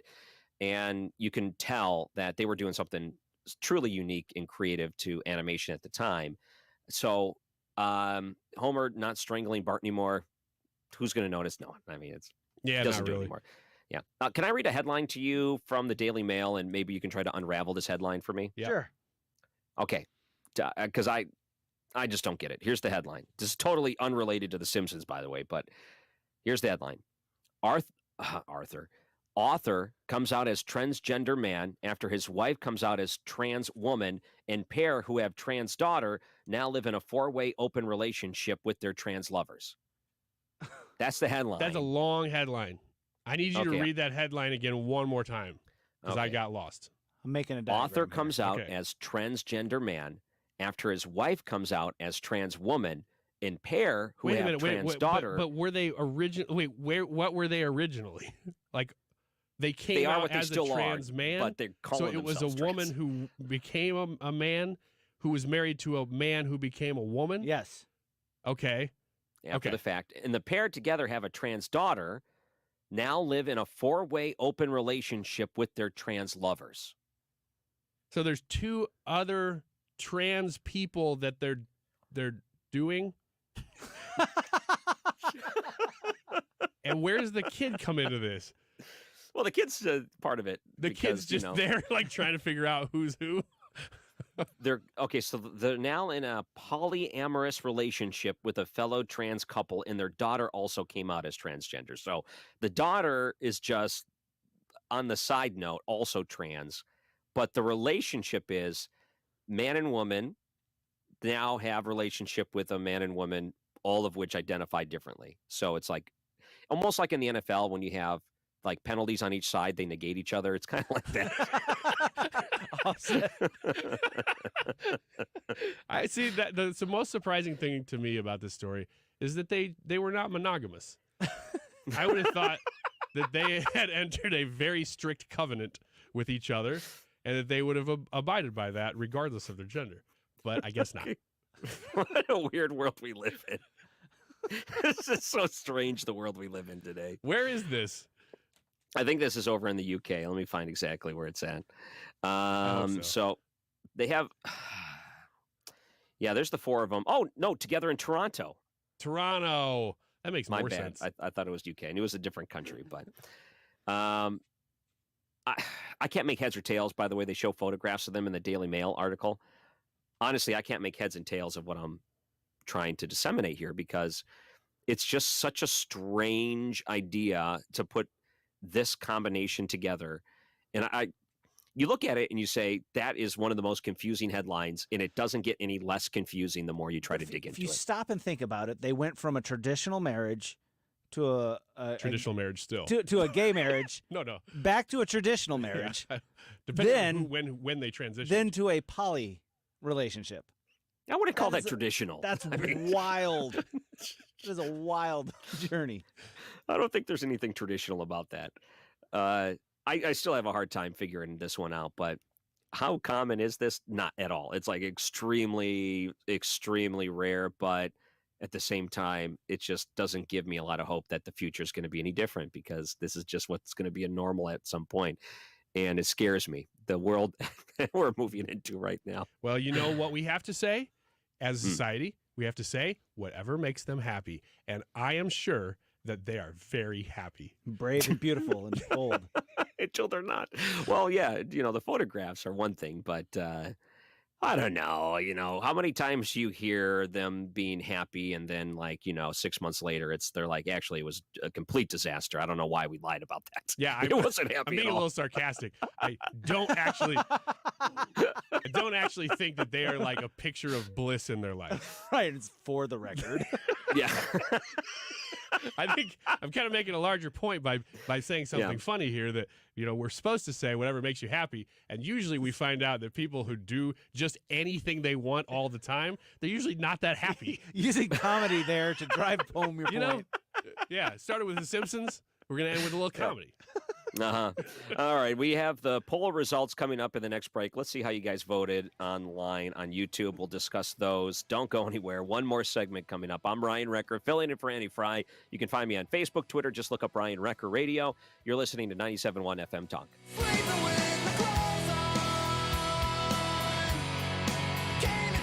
This is the Annie Frey Show. Follow Annie on Twitter @AnnieFreyShow.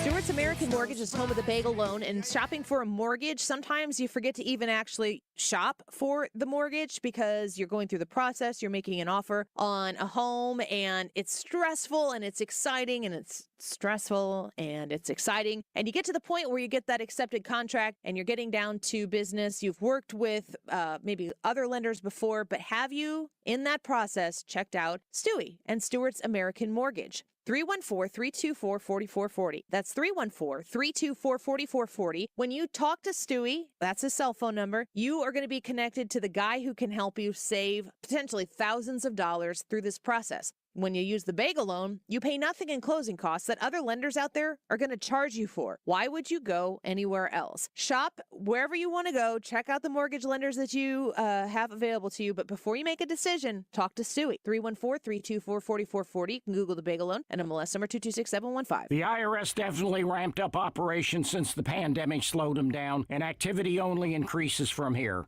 Hi, this is Lance Story with the Lance Story Law Firm. If you're currently under audit or you haven't paid your taxes in the past, now's the time to call the Lance Story Law Firm. The IRS has a published Taxpayer Bill of Rights, which says you have the right to retain legal representation. Because IRS problems are legal problems, and the Lance Story Law Firm focuses specifically on addressing IRS issues for our clients. It's all we do. We get out in front of the IRS, devise the best resolution plan, and work to make sure you're able to take advantage of every program you're qualified to receive. So before you send money to some out-of-town, high-pressure company, call the Lance Story Law Firm. We're local, located right here in St. Louis, or visit Lance, DRURYlaw.com to schedule your free consultation with your local tax resolution law firm, the Lance Story Law Firm, 314-238-7360. The choice of a lawyer is an important decision and should not be based solely upon advertisements. Hi, this is Brian with Velocity Home Buyers, and I buy houses cash. If you own a house and want to sell it fast at a fair price, call me at 314-782-3333. I can pay cash and close in as little as 7 days. I buy houses in any condition and any price range in the St. Louis area. I'm a private real estate investor who buys several houses a month, and I want to buy more. I buy inherited houses, divorce houses, behind in payment houses. I even buy my tenant won't pay me the rent houses. Do you own a house that needs updating, but you don't have the time or money for it? Great, because I love buying outdated houses. I buy vacant houses, job relocation houses, and foreclosure houses.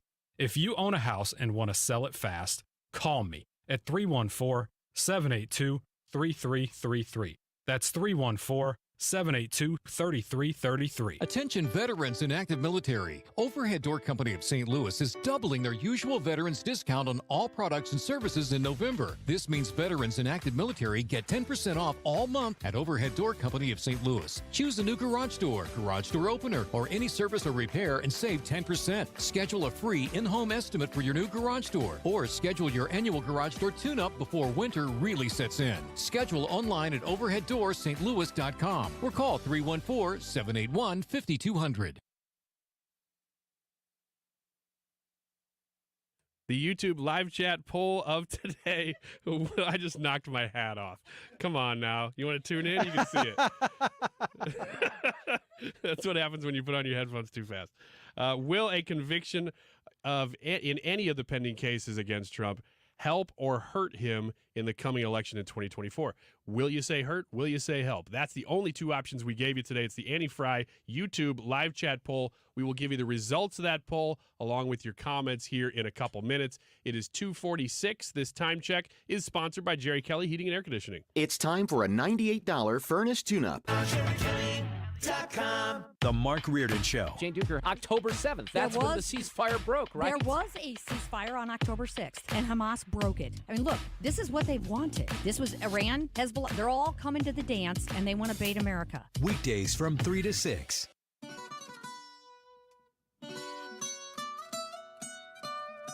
This is the Annie Frey Show. Follow Annie on Instagram at The Annie Frey Show. Thankful for that, it's such a blessing, yeah. Turn every situation into heaven, yeah. Oh, you are my sunrise on the darkest day. Got me feeling some kind of way. Make me want to savor every moment slowly, slowly. Hey, welcome back. I'm Ryan Recker filling in. Got a couple more minutes here. I'm looking forward to finding out the poll results. We'll get some of your comments on that, too. We only got a couple minutes, and there's not a lot to... Man, we talked about so many different things here. I saw that there was a study that came out that said, hey, if you want to live longer, here's 8 things you need to do. So how many people do you think are willing to sacrifice all these 8 things in order to live longer? I think they're actually pretty simple things. And I like that when people live to the age of 100, the one thing they always ask them is, what do you do? How did you live that long? What helped you live to 100 years old? And it's always something like, you know, I never throw away my orange peels. I always chew on them. You know, it's always like weird things like that. And I wonder if it's just old people playing a prank on us younger kids, because that's how they think, you know, that's real funny to them. And they didn't really eat bacon for every day of their life. And they didn't smoke a Cuban cigar every other day, right? I just think that genetically speaking, something in their body allowed them to live that long, and they got lucky. That's basically it. So do you want to know the 8 things that you could do to slow down your aging? Let's hear it. 1, eat better. Now, tell me if any of these are surprising to you. 2, be more active. 3, quit tobacco.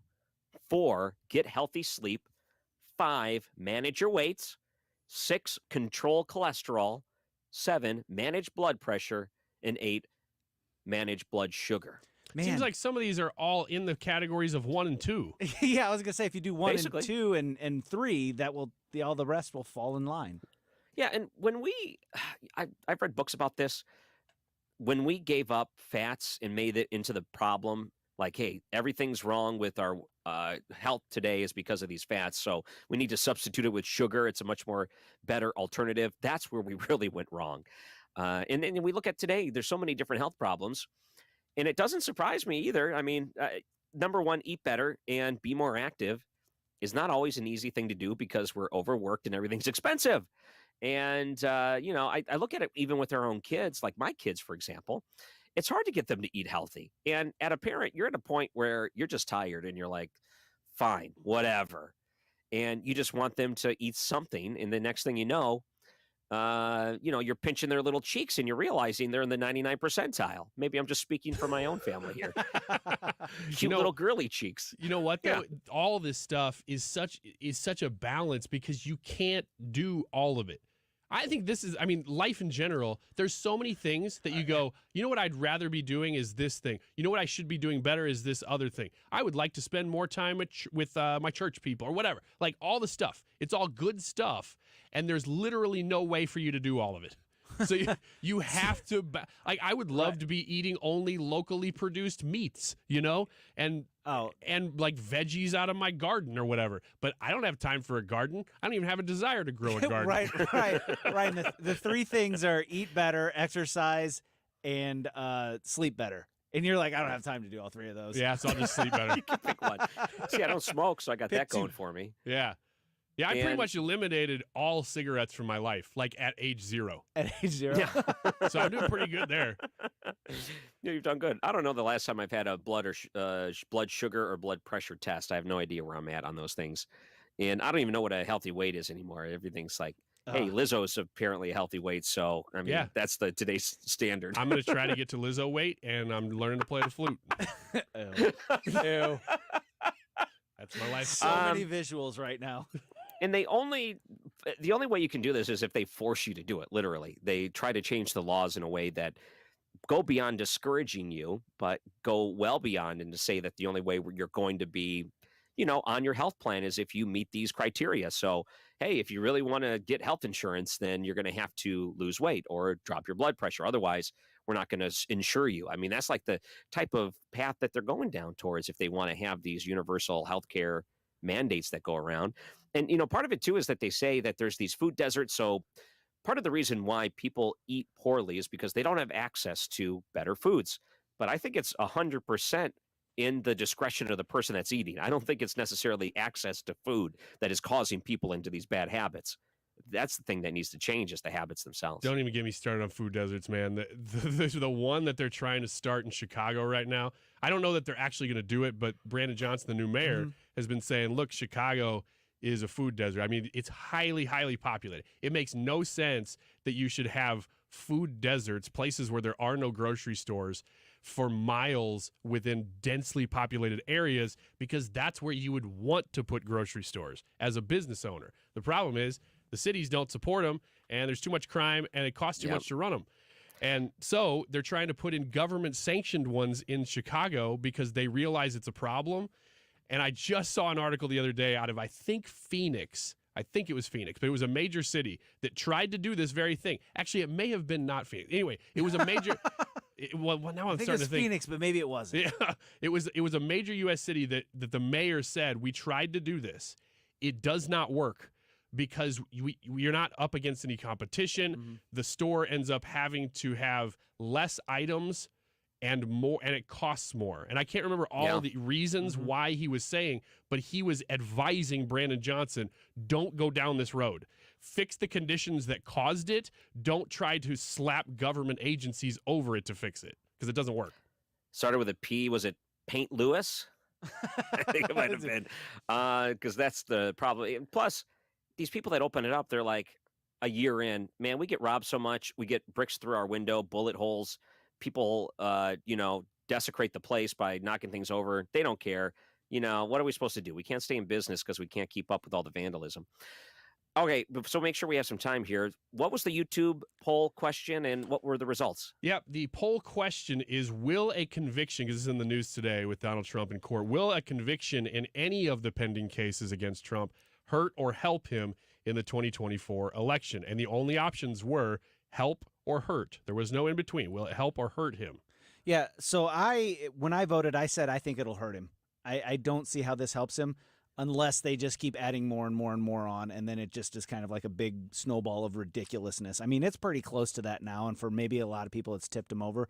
But right now, I think convicting him doesn't help him at all. It actually hurts him. What do you think, Leah? I agree. I didn't vote, but I agree. Like, I think it's going to hurt him. I don't see it helping him. Yeah, my gut would say that I think people will get fed up with it, especially if nothing happens. But if he is convicted in these things, the sort of low information voter may look at that as, it makes him even more untouchable than you might, the independent voter who's not paying as much attention. So I think it might hurt him in the long run. What do you think, Ryan? I'm going in the opposite direction, and I'm going to say that history has taught us with Donald Trump that nothing hurts him. Teflon so it's hard to vote.